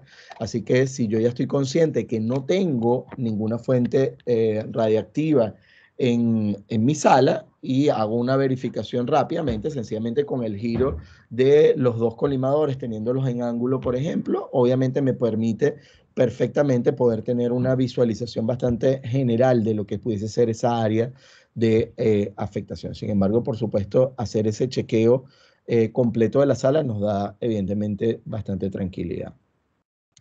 Luego viene, por supuesto, lo que sería la configuración de la cámara, ¿sí? Como primer paso vamos a tener justamente retirar los colimadores, ¿sí? Y a la hora de retirar los colimadores, la mayoría de los equipos tenemos, por ejemplo, el tema de las planchas estas de acrílico, ¿sí? Que pudiéramos tener. El tema es, bueno, siempre, por supuesto, tener algún tipo de material que nos permita evitar en caso de que pudiese haber contaminación, bueno, tratar de evitar que tengamos una contaminación ya directamente a nivel de nuestro detector, ¿no? Con lo cual, obviamente, esto es importante. Luego tenemos también dentro de esta configuración de la cámara, entonces configurar justamente la ventana específica para lo que va a ser el iodo 131, ¿sí? Teniendo en consideración ese centrado el fotopico en esos 364.5 kiloelectronvoltios, ¿sí? Obviamente, y fíjense ustedes que esto es importantísimo, a pesar de que uno pueda decir, bueno, no sé cómo se modifica, tenemos que aprenderlo y tenemos que aprenderlo porque el objetivo fundamental cada día que ustedes trabajen con pacientes es que yo también haga una verificación de ese fotopico. Si ese fotopico está muy corrido hacia un lado o hacia el otro, sencillamente si está muy hacia el lado derecho, digamos, de sus pantallas, muy hacia el lado más energético, entonces yo voy a estar perdiendo parte, en cualquiera de los dos escenarios va a ser lo mismo, yo voy a estar restringiendo o eliminando parte de fotones que son importantes para contribuir a la formación de la imagen y los estoy retirando de mi área de detección, de mi área con la cual me va a ser útil, digamos, el área útil de trabajo. Entonces, siempre es importante, obviamente, que nosotros podamos tener esto en consideración. Por supuesto, vamos a hacer una imagen planar, una imagen estática, con lo cual, ¿sí? Tenemos entonces que, una vez que tenemos, por un lado, la preparación previa de la gamma cámara y de nuestro cuarto, tenemos entonces que preparar lo que es el maniquí de cuello y, por supuesto, lo que es la fuente que nosotros vamos a considerar. ¿Qué ocurre? Y fíjense ustedes lo que se ha venido diseñando y que justamente gracias a todo este desarrollo de las guías nos han permitido tener una forma sencilla de abordar un problema que es relativamente complejo. Y tiene que ver con que si yo tengo la posibilidad de tener entonces, ahora sí, una cantidad de actividad particular de iodo 131 conocido, obviamente yo entonces voy a poder relacionar esa actividad con la cantidad de cuentas que voy a detectar en con esa actividad y me va a permitir entonces correlacionar esa cantidad de cuentas que pudiera estar en un paciente que en lo cual yo desconozco la actividad y poderla relacionar. Entonces, aquí lo que buscamos es, yo tengo una fuente patrón o una fuente de referencia, digámoslo así, con la cual, de iodo 131, la cual yo debo ubicar ahora en un Phantom que simule las condiciones de nuestro cuello y obviamente entonces nos vaya a permitir relacionar actividad con número de cuentas para que luego cuando tengo ahora mi trabajador ocupacionalmente expuesto que pudo haber incorporado material radioactivo, entonces yo puedo ahora correlacionar la cantidad de cuentas que detecto con una actividad particular de iodo. Entonces, eso es lo que buscamos, ¿no? Es como, si lo queremos ver así rápidamente, es tal cual como nosotros procesamos las imágenes, tanto en tomografía inicialmente como en el caso de las gamma cámaras. Es decir, ese tema de la retroproyección filtrada, ¿no? O sea, al final yo proyecto y después me voy hacia atrás, reproyecto y obtengo justamente el patrón. Bueno, lo mismo es lo que vamos a realizar acá. Entonces, para poder medir el trabajador con el equipo de medición, por supuesto, tiene que estar bien calibrado.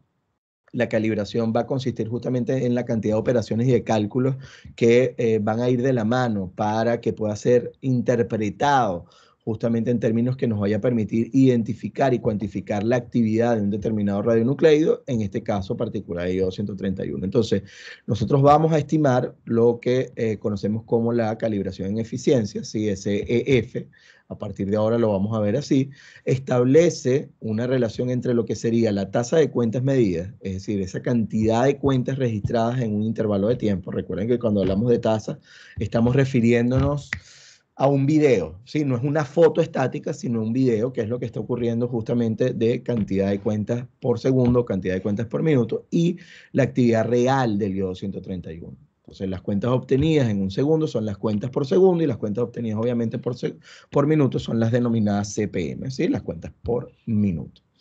Luego entonces cuando vemos la preparación del maniquí de cuello y de la fuente, el más común observar en nuestro servicio es un maniquí como este, sin embargo no necesariamente es el único, ¿sí? También podemos tener maniquís como este caso del 3D, también tenemos por ejemplo maniquís también generados por el IRD, fíjense ustedes, en el caso de resina podemos hacer, como bien nos explicaba Nancy, un Phantom adaptado, un maniquí adaptado a nuestras necesidades. Aquí lo importante, de todas maneras, en la guía van a tener como referencia estas dimensiones y estas características, las cuales van a poder tener allí a la mano.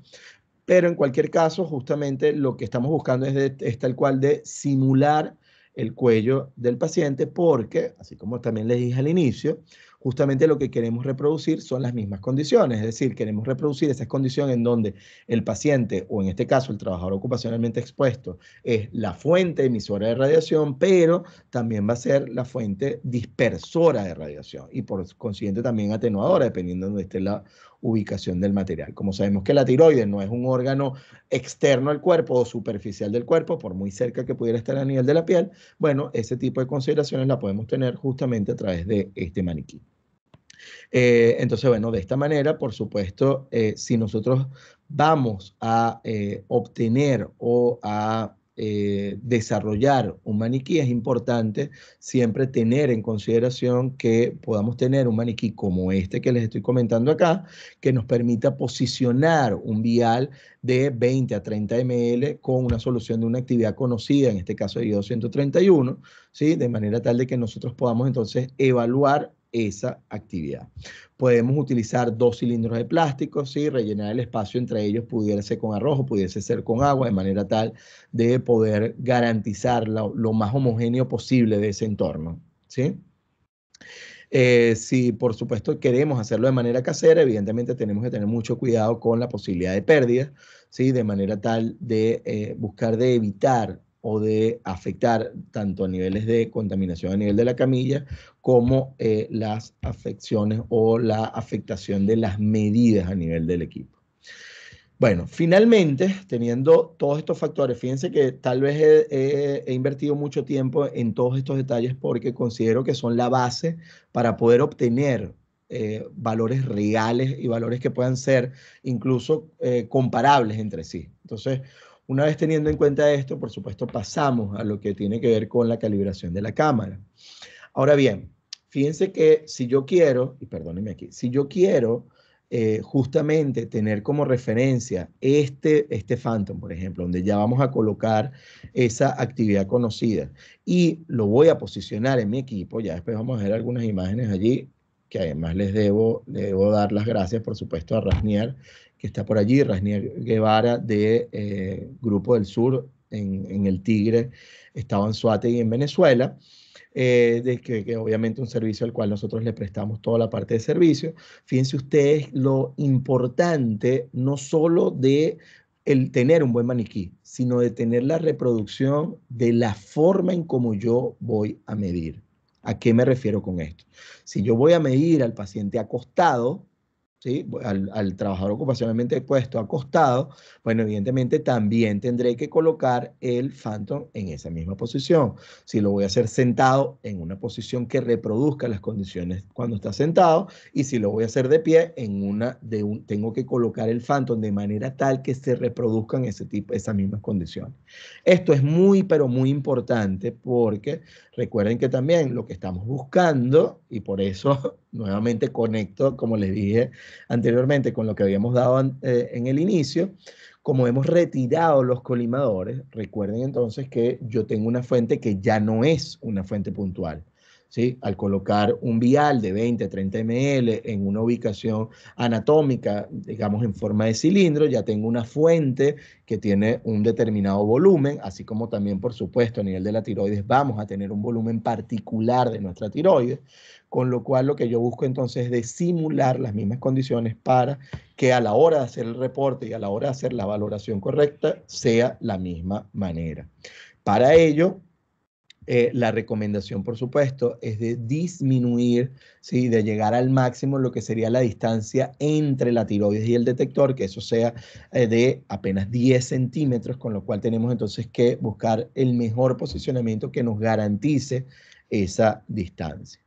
Una vez que ya sabemos, sí, ya sé cómo lo voy a hacer acostado, lo voy a hacer sentado, lo voy a hacer de pie, ok, coloco mi Phantom, ya sé cómo está ubicado, pero, y mucha atención con esto, tenemos que hacer previamente, sin colimador, medir la tasa de cuentas de fondo.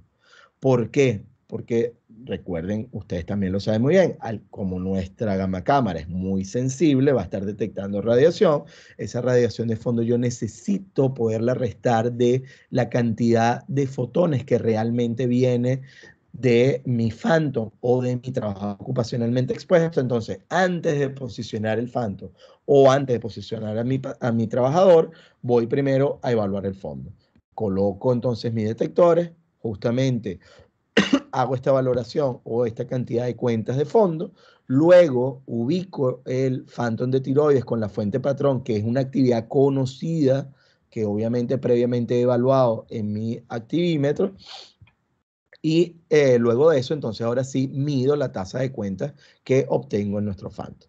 El tiempo de medición no debería ser menor a 2 minutos, ¿sí? Con lo cual lo que estamos haciendo es garantizando o ampliando ese rango temporal para poder captar la mayor cantidad de fotones, ¿sí? De manera tal de que entonces podamos tener una cantidad de cuentas suficientes tanto para valorar efectivamente el fondo como para valorar o tener una relación lo más cercana a lo que sería la actividad, una correlación lo más cercana a lo que sería la actividad conocida. Como nosotros podemos tener también la posibilidad de tener no solamente fuentes de iodo 131, sino que también pudiéramos tener el caso de bario 133, evidentemente tenemos que tener las dos consideraciones en términos de nuestra valoración.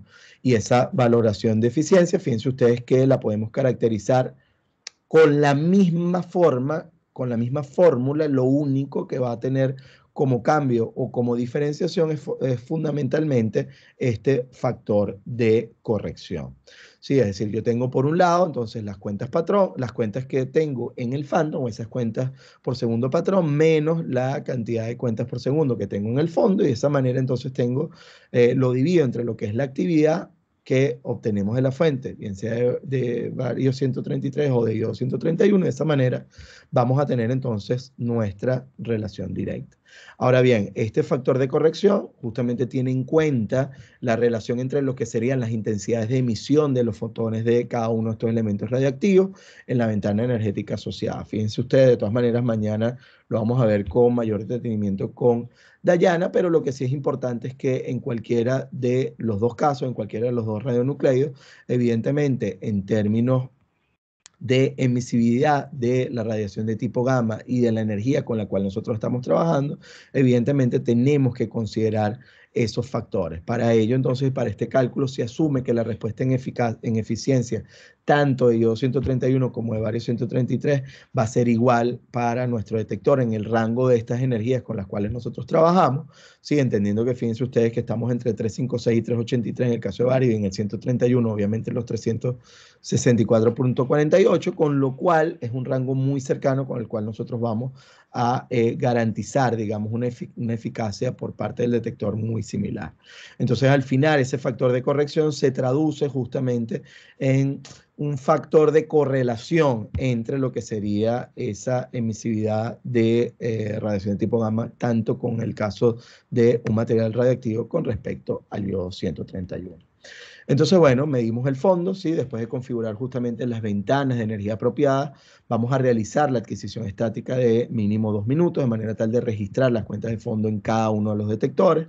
Siempre recomendamos poder colocar, ¿sí? O ingresar la palabra fondo en lo que sería nuestra medición, de manera tal de que no vayamos a presentar ningún tipo de afectación en los cálculos, aunque obviamente en términos de los órdenes de magnitud es muy rápidamente detectable que el fondo va a ser muy inferior a lo que sería la actividad de nuestra fuente patrón, por ejemplo.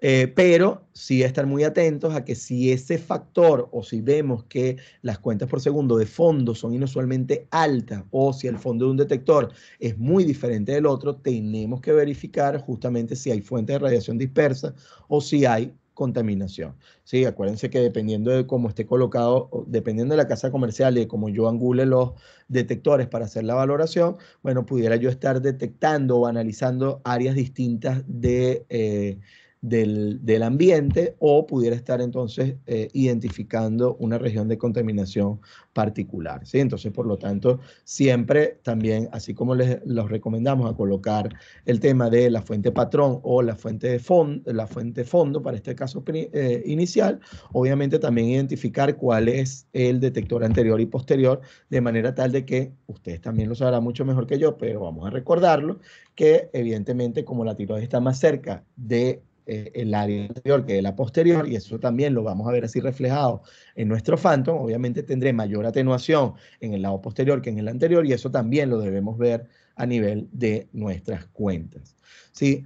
Hay otro punto que tiene que ver justamente con verificar que la persona o que nuestro trabajador ocupacionalmente expuesto no esté contaminado de manera externa, de manera tal de tener una valoración general de lo que pudiese ser justamente esta área de interés, ¿sí? Con lo cual, obviamente, pudiéramos entonces hacer un monitoreo de posibilidad de contaminación externa, de manera tal de chequear distintas áreas que no vayan a perjudicar o a contribuir en la afectación luego de la obtención de las cuentas que vamos a medir en nuestro trabajador. Una vez que ya hemos hecho toda esta valoración, entonces sí, ya garantizamos que el ambiente está seguro, ya garantizamos que tenemos las cuentas de fondo de manera regular, hemos realizado la medición de nuestro Phantom con una actividad conocida. Ahora finalmente procedemos entonces sí a disponer o a buscar de tratar de reproducir la misma distancia de cuello del TOE al detector que la que teníamos del maniquí o del Phantom de cuello con respecto al detector, de manera tal de que esa calibración en eficiencia que hemos realizado, ese factor EF que hemos considerado, justamente pueda ser reproducible en términos de distancia. Sí, obviamente, y nunca está de más siempre recordar que la intensidad de la radiación disminuye conforme al inverso del cuadrado de la distancia, con lo cual, obviamente, pudiéramos tener entonces afectaciones en términos de eso. Por eso es que es tan importante hacer la medición y tal cual de manera sencilla garantizar de que estamos a la misma distancia de nuestro cuello con respecto al Phantom y al detector. Como los colimadores se retiran, puede ser necesario que se configure, sí, definitivamente la anulación de colisión de manera tal de que permita justamente que los cabezales de la cámara se puedan mover a la posición de medición que queremos utilizar y se utiliza el sistema de cámara para que las adquisiciones puedan ser realizadas. Hay varios esquemas, ¿sí? En términos, como les había dicho, si estaba de pie, si estaba sentado, si estaba acostado. Después aquí ahorita también, obviamente, recordar entonces el Phantom sí lo voy a ubicar en la posición acostado, poder reproducir y comparar con nuestro paciente. Fíjense ustedes entonces que obviamente debido a la posición anatómica y debido a la contextura de nuestro paciente, ¿sí? También es importante obviamente tener en consideración esto para garantizar de que efectivamente yo pueda tener estos 10 centímetros. Entonces recordar también, fíjense ustedes, ayudarnos de posicionadores de manera tal que garanticen o nos ayuden justamente poder incorporar o subir, acercar esa tiroides lo más posible a nuestro detector y garantizar los 10 centímetros que vamos a tener de medición real. ¿Sí? Por otro lado, de igual manera, si lo vamos a hacer sentado, ¿sí? Recordar justamente la hiperextensión de cuello de manera tal de que yo pueda acercarme y no mantener una distancia que no sea la misma que yo voy a tener para el caso de nuestro Phantom, por lo cual obviamente, siempre la recomendación, digamos, la más sencilla de todos, obviamente el caso acostado. Lo que sí tienen que tener muy presente es tener muy en cuenta el hecho de que en nuestro Phantom pudiera verterse el iodo 131 y entonces generamos una contaminación en la camilla y se nos daña toda nuestra historia, ¿no? Tanto para paciente como para evaluación. Entonces es importante, sí, si vamos a hacer un Phantom particular o si estamos utilizando un Phantom ya aprobado, evidentemente sí garantizar siempre ese cerrado hermético donde tenemos ubicado nuestro nuestro material radiactivo, ¿sí? Por supuesto, entonces el posicionamiento adecuado será aquel que nos permita garantizar la distancia apropiada. De igual manera, si lo vamos a hacer de pie y vamos a tener a la persona de pie, fíjense ustedes que hay posiciones como esta. Obviamente, estas son mal posicionadas. Si yo agacho la cabeza, yo estoy atenuando mayor cantidad de radiación, obviamente estoy aumentando la distancia, con lo cual no voy a estar evaluando de manera adecuada a nuestro trabajador. De igual manera, si no hago el centrado adecuado, evidentemente no voy a estar evaluando lo que está ocurriendo a nivel de la tiroides, con lo cual estos tipos de posicionamiento no son los adecuados. Un posicionamiento adecuado es aquel entonces, bien sea acostado, sentado o de pie, que me permita reproducir, nuevamente lo reitero, las condiciones que hemos mencionado de similitud con la medición que hemos hecho en el caso de nuestro Phantom. Entonces, sea acostado, ¿sí?, sea sentado o sea de pie, por supuesto, tenemos entonces que garantizar ese correcto posicionamiento. Una vez que hemos hecho todo esto, hemos verificado el área, hemos verificado las cuentas de fondo, hemos realizado justamente nuestra evaluación o nuestra medición en nuestro Phantom y hemos ahora colocado a nuestro trabajador ocupacionalmente expuesto para poder hacer la evaluación. Procedemos entonces sí a registrar el nombre de la persona a medir, la fecha para comenzar la adquisición, así como también, por supuesto, adquirir o registrar la cantidad de cuentas por segundo y las cantidades de cuentas totales que hemos tenido, así como registrar las cuentas del detector calibrado o de nuestra imagen patrón, ¿sí?, de nuestro Phantom, sin restar el fondo, de manera tal de que tengamos todos los datos de manera completa. Recordar siempre, ¿sí?, que vamos a tener unidades, ¿sí?, como cuentas por segundo, cuentas por minutos o kilocuentas por minutos o cuentas totales. Se debe utilizar siempre de manera más conveniente. De todas maneras, ya el día de mañana, el día de pasado, vamos a ver justamente un poco ya el desarrollo del documento Excel, que después, bueno, queremos ir llevando justamente al tema de software, con lo cual es una de las partes, digamos, de cierre del proyecto que queremos realizar para este año 2022, así que esperemos que podamos tener eso como resultado final del mismo. De esta manera, entonces, bueno, vamos a obtener la tasa de cuentas netas provenientes del trabajador ocupacionalmente expuesto. ¿Cómo tenemos esta tasa de cuentas netas? Obviamente tenemos la cantidad de cuentas que vamos a tener en nuestro trabajador menos la cantidad que obtenemos en el fondo, bien sea que sean cuentas por segundo o cuentas por minuto, y de esa manera tendremos entonces una relación. Recuerden, como ejemplo general, si tenemos 50 cuentas por segundo, eso equivaldrá, ¿sí? Recuerden que esto está por segundo, por lo tanto en un minuto tenemos 60 segundos. Si lo queremos llevar a cuentas por minutos, multiplicamos 50 por 60 y llegamos a las 3.000 cuentas por minuto provenientes del trabajador. A eso le restamos la tasa del fondo. Recordar, por supuesto, que tiene que estar en las mismas unidades, con lo cual, si la tasa de fondo va a ser 3 cuentas por segundo y yo he registrado 3.000 cuentas por minuto, entonces obviamente no puedo restar cuentas por segundo con cuentas por minuto. Tendré que llevarlo a la misma sistema de unidades de manera tal de tener una tasa de cuentas neta particular, ¿sí?, que viene proveniente de esta resta. Luego, entonces ahora, fíjense ustedes que hemos hecho el workflow en una dirección. Ahora tenemos que finalmente traducir esa eficiencia, ¿sí?, esa cantidad de cuentas por segundo con respecto a los becquerel o con respecto a los micro o milicurie, tener que llevarlo justamente en términos de actividad. Entonces, luego se debe dividir la tasa de cuentas netas provenientes del TOE por la eficiencia justamente que hemos considerado, que hemos sido obtenido a partir de la calibración con el maniquí físico, y de esta manera entonces vamos justamente se nos van a eliminar, digamos, las cuentas por segundo y vamos a tener ahora una valoración en términos de actividad. De esta manera vamos a obtener entonces la actividad de IO 131 que ha sido retenida en la tiroides del trabajador ocupacionalmente expuesto al momento de la medición, ¿sí? Esto lo vamos a simbolizar con la letra M. Obviamente es importante, ¿sí?, siempre considerar o tener en cuenta en términos de en qué momento estamos realizando nosotros nuestra medición o nuestra incorporación.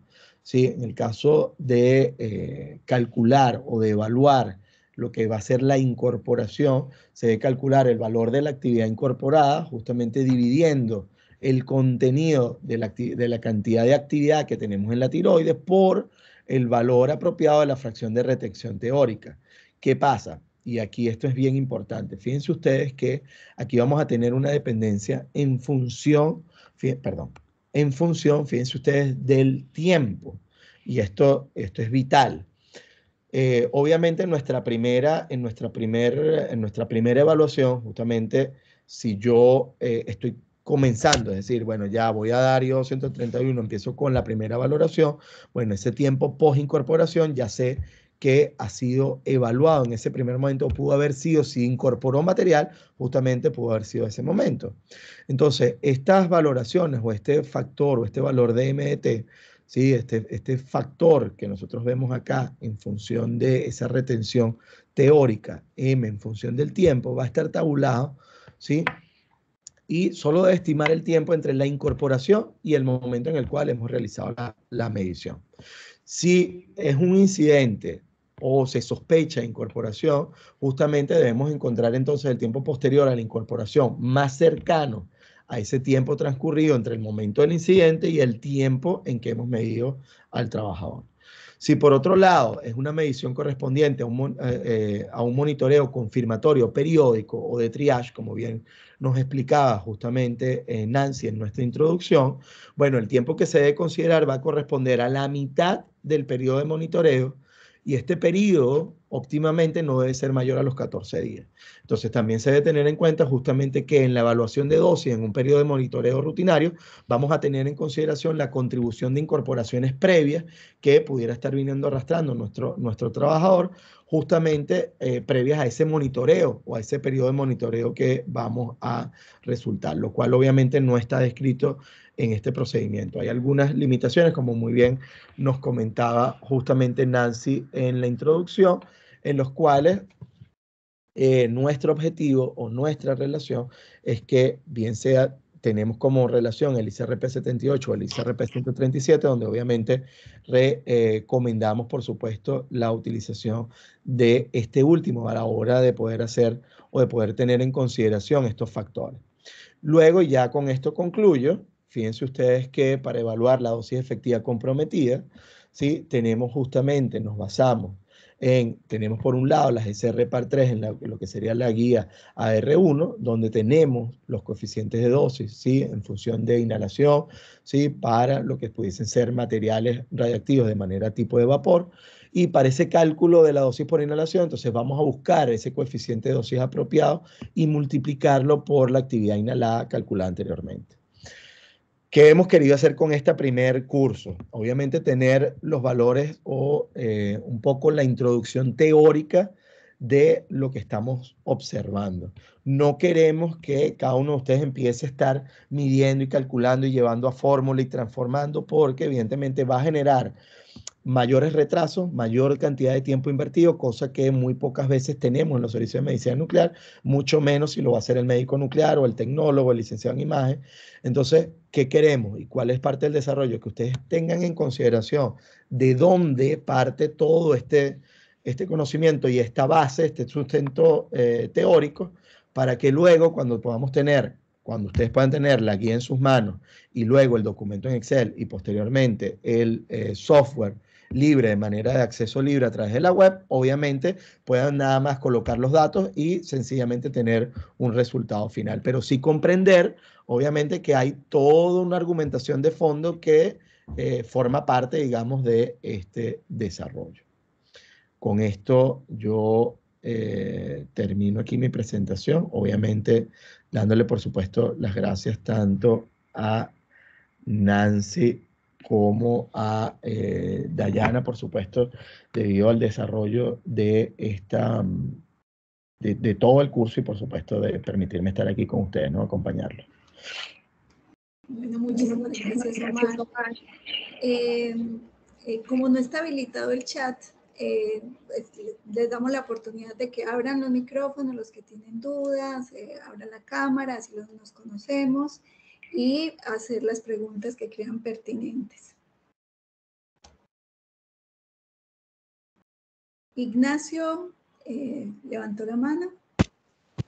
Adelante, Ignacio.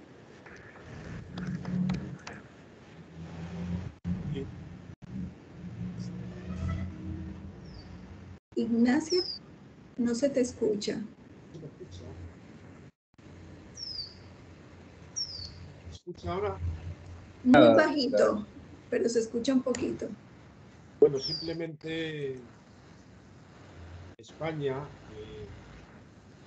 nosotros este tema lo estamos tratando a fondo de forma conjunta con los médicos nucleares. Y los médicos nucleares son enormemente reacios a retirar el colimador, porque piensan que en esa operación se puede estropear el sistema y eso puede afectar a su actividad asistencial.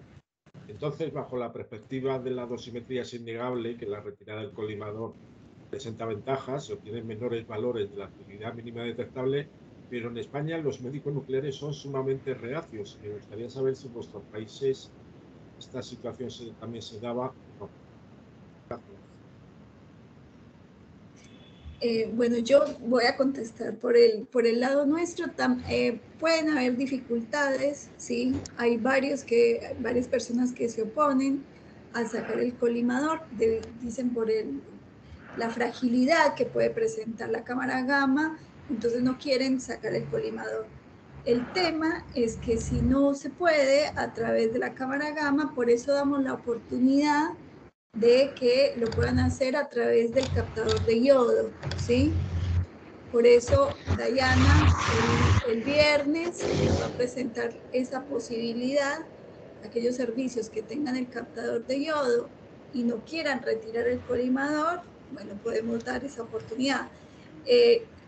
No sé, de pronto, Omar, si tenés algo que decir, con el colimador, ¿cuánto se afectaría? Porque lo que pasa con el colimador es que ya no podríamos medir tan poco tiempo. Ese es el tema. Claro, es que, bueno, ahí es donde empiezan las limitaciones a la hora de este tipo de cálculos, ¿no? O sea, si nosotros tenemos como objetivo poder hacer la valoración real, mire, ese problema ocurre en todos los servicios de medicina nuclear o en muchos de los servicios de medicina nuclear porque está el temor de que haya contaminación del cristal y con ello afectemos el diario desempeño de nuestros servicios. Sin embargo, yo siempre hago el llamado a que esto es parte de entender primero el objetivo importante, que es hacer una medición real de nuestros trabajadores. Segundo, bueno, si en la medida en la cual nosotros hemos hecho pruebas, ¿sí? El físico médico adscrito a medicina nuclear o el radioquímico que esté realizando las pruebas de verificación o de controles de calidad mensuales, parte de los controles que nosotros realizamos es justamente hacer las valoraciones de uniformidad intrínseca, con lo cual hemos retirado el colimador y tenemos acceso de fuentes radiactivas en estado líquido. Es decir, las posibilidades de contaminación existen cada vez que nosotros estamos realizando el control de calidad periódico de nuestros equipos. Con lo cual aquí yo creo que lo importante es más bien enfocarnos en cuál es el objetivo, comprender la importancia de tener un método que sin necesidad de retirar al trabajador en área de servicio, yo pueda hacer una valoración y un seguimiento del mismo. Entonces, entender que obviamente al colocar el colimador voy a tener la restricción primero de que ya no solamente estoy evaluando esa uniformidad intrínseca, sino que también estoy colocando los parámetros característicos de cada colimador, con lo cual hacer una intercomparación o una comparación con otras mediciones obviamente va a ser irregular, ¿no? Entonces, allí es donde yo creo que aquí lo que debe sopesar más es cuál es el objetivo, qué es lo que queremos, que estamos buscando con esta medición.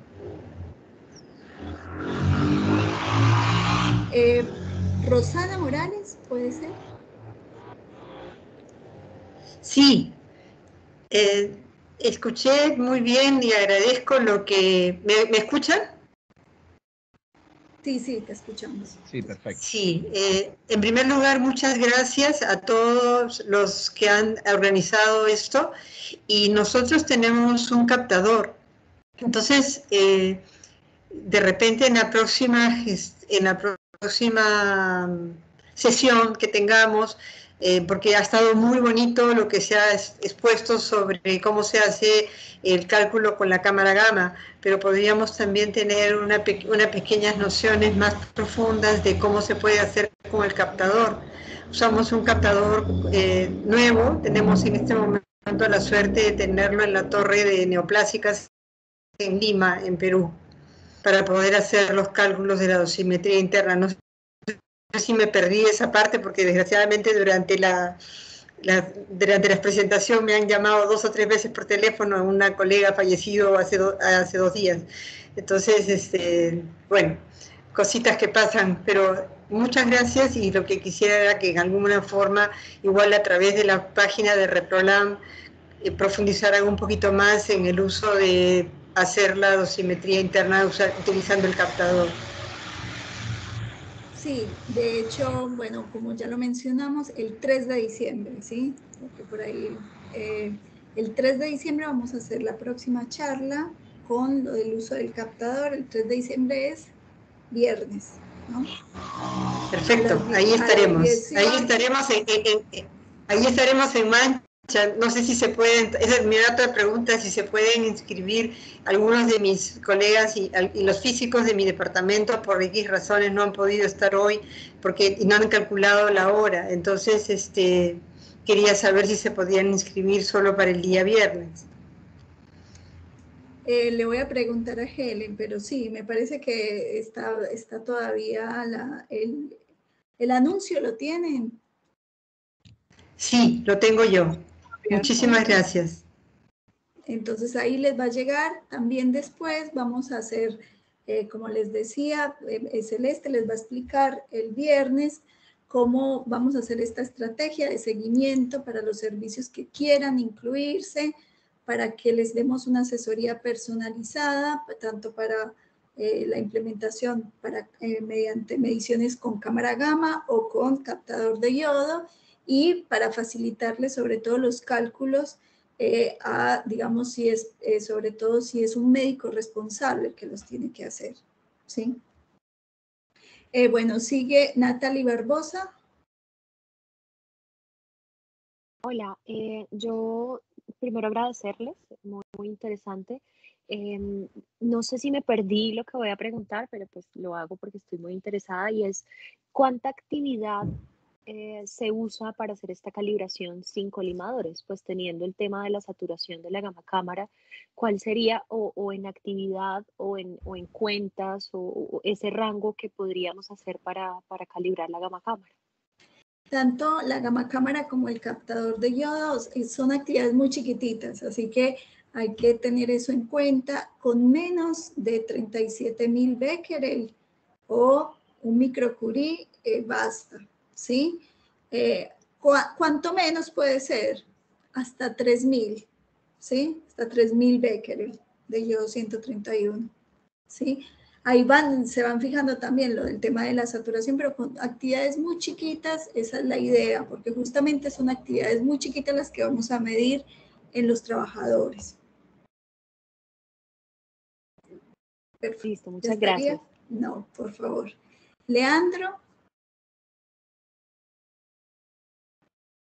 Hola, ¿qué tal? Buenas noches ya. Sí, respecto, ¿qué tal? De lo que sería la fuente patrón que hablaron ahí en un momento para calcular, bueno, tanto en la gamma cámara, quería saber si la fuente tiene que ser, al ser patrón, yo tengo que entendido cuando es una fuente patrón, tiene que ser certificada por un laboratorio o puede ser una fuente que nosotros usemos en el servicio. Que tengamos a mano, no sé, de yodo, lo que fuere. Perfecta la pregunta. Sí, nosotros le decimos fuente patrón porque debe ser una fuente con actividad conocida, ¿sí? Pero claro, justamente como los servicios no van a tener fuentes, digamos, trazables, ¿sí? A un laboratorio secundario probablemente, por ahí lo vamos a generar después con una intercomparación, pero la idea es que ustedes pueden generar sus fuentes patrones. ¿Cómo? Claro, okay. Con su activímetro, ¿sí? Claro. Miden en el vial y saben exactamente cuál es la actividad con su activímetro. Entonces, le llamamos patrón porque son fuentes con actividad conocida. O sea, ustedes previamente la miden en su activímetro y saben cuál es la actividad que tiene en el momento en que yo vaya a calibrar mi Phantom. Perfecto. Con mi Fantoma. Okay. Genial, Leandro. Muchas gracias. De nada a ustedes.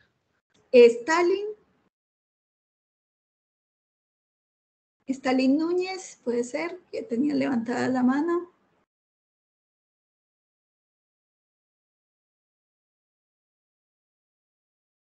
No sé si Stalin me escucha, pero no. Si licenciada, si me lo permiten, yo me voy retirando. Y muchísimas gracias. Bueno, ¿pueden escuchar? Sí, ahora escuchamos, sí. Ok, buenas noches a todos. Primero darle las gracias por la presentación a los organizadores y a ustedes los presentadores. Yo tengo una pregunta con respecto a la gama cámara y es sobre el límite de detección. ¿Cuáles son, digamos, los límites típicos alcanzados en mediciones rutinarias que puedan hacer, digamos, en 5 minutos o algo así? Sí, no sé si Omar está para responder la pregunta, pero básicamente nosotros en esta guía justamente no estamos centrados en el cálculo del límite de detección, es cierto. Esa es la guía siguiente que pensamos hacer para el monitoreo rutinario para que, digamos, bueno, el médico sepa o digamos, la persona encargada que va a estar a cargo de las mediciones sepa cuál es su límite de detección, ¿sí? En general, como decía Omar, las cámaras son súper sensibles y más si están sin colimador, ¿sí? Van a ser mucho más sensibles que el captador de yodo. Y el captador de yodo, yo les diría que para esos 2 minutos que vamos a medir, los límites de detección son del orden de, son menos de 1000 becquerel por trabajador, ¿sí? Y eso nos lleva a poder estimar adecuadamente si potencialmente se puede exceder una dosis de 1 milisievert. Pero digamos que el objetivo de esta guía o de esta práctica por ahora no es calcular el límite de detección. Sí va a ser la otra guía de monitoreo rutinario donde vamos a establecer bien, bueno, cuáles son, vamos a caracterizar bien cuáles son los límites de detección del sistema de medición que yo utilice, cuáles van a ser las incertidumbres, cuáles van a ser la contribución de incorporaciones previas a la medición que yo estoy haciendo, ¿sí? Vamos a ser mucho más exactos. Por ahora, digamos, con el tiempo que estamos diciendo, 2 minutos va a ser suficiente para garantizar de que podamos analizar si se pueden, si la dosis de 1 milisievert está siendo excedida o no. Yo creo que Omar se fue, porque él me parece que tenía otro webinar, pero bueno, si tienen otra pregunta. Leandro, estás con la mano levantada, pero ya creo que ya preguntaste. ¿O es otra pregunta? Ahí va. Oh, ahí está. Perdón. Ahí está. Gracias. Bueno, ¿tienen otra pregunta? De todas formas, como les digo, en la próxima sesión, los servicios de medicina nuclear que tienen captador de yodo pueden optar por hacer las mediciones en lugar de la cámara gamma con el captador de yodo. Y bueno, y Dayana les va a explicar cómo se implementa esto en un servicio de medicina nuclear.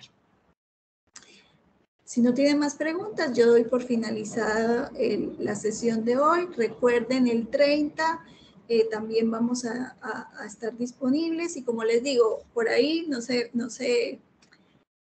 por ahí las personas que no están familiarizadas con el tema de las expresiones matemáticas y todo esto, no se preocupen porque la idea es justamente de que podamos hacer algo amigable, de que ustedes puedan seguir pasos amigables, hacer ciertas cosas que podamos comprender todos, ¿sí? Que quede bien establecido, bueno, ¿qué hago cuando viene el trabajador? Mido tengo que estar calibrada en eficiencia, eso sí, el maniquí con la actividad, luego medimos el fondo, luego medimos al trabajador y con esos datos podemos proporcionarles un seguimiento nosotros y evaluación de dosis de sus trabajadores.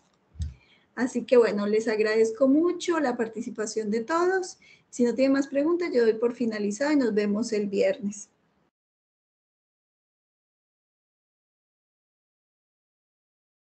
Sí, gracias. Hasta el viernes, gracias. Bueno, hasta luego, que estén muy bien. Hasta luego. Muchas Muchas gracias. Gracias.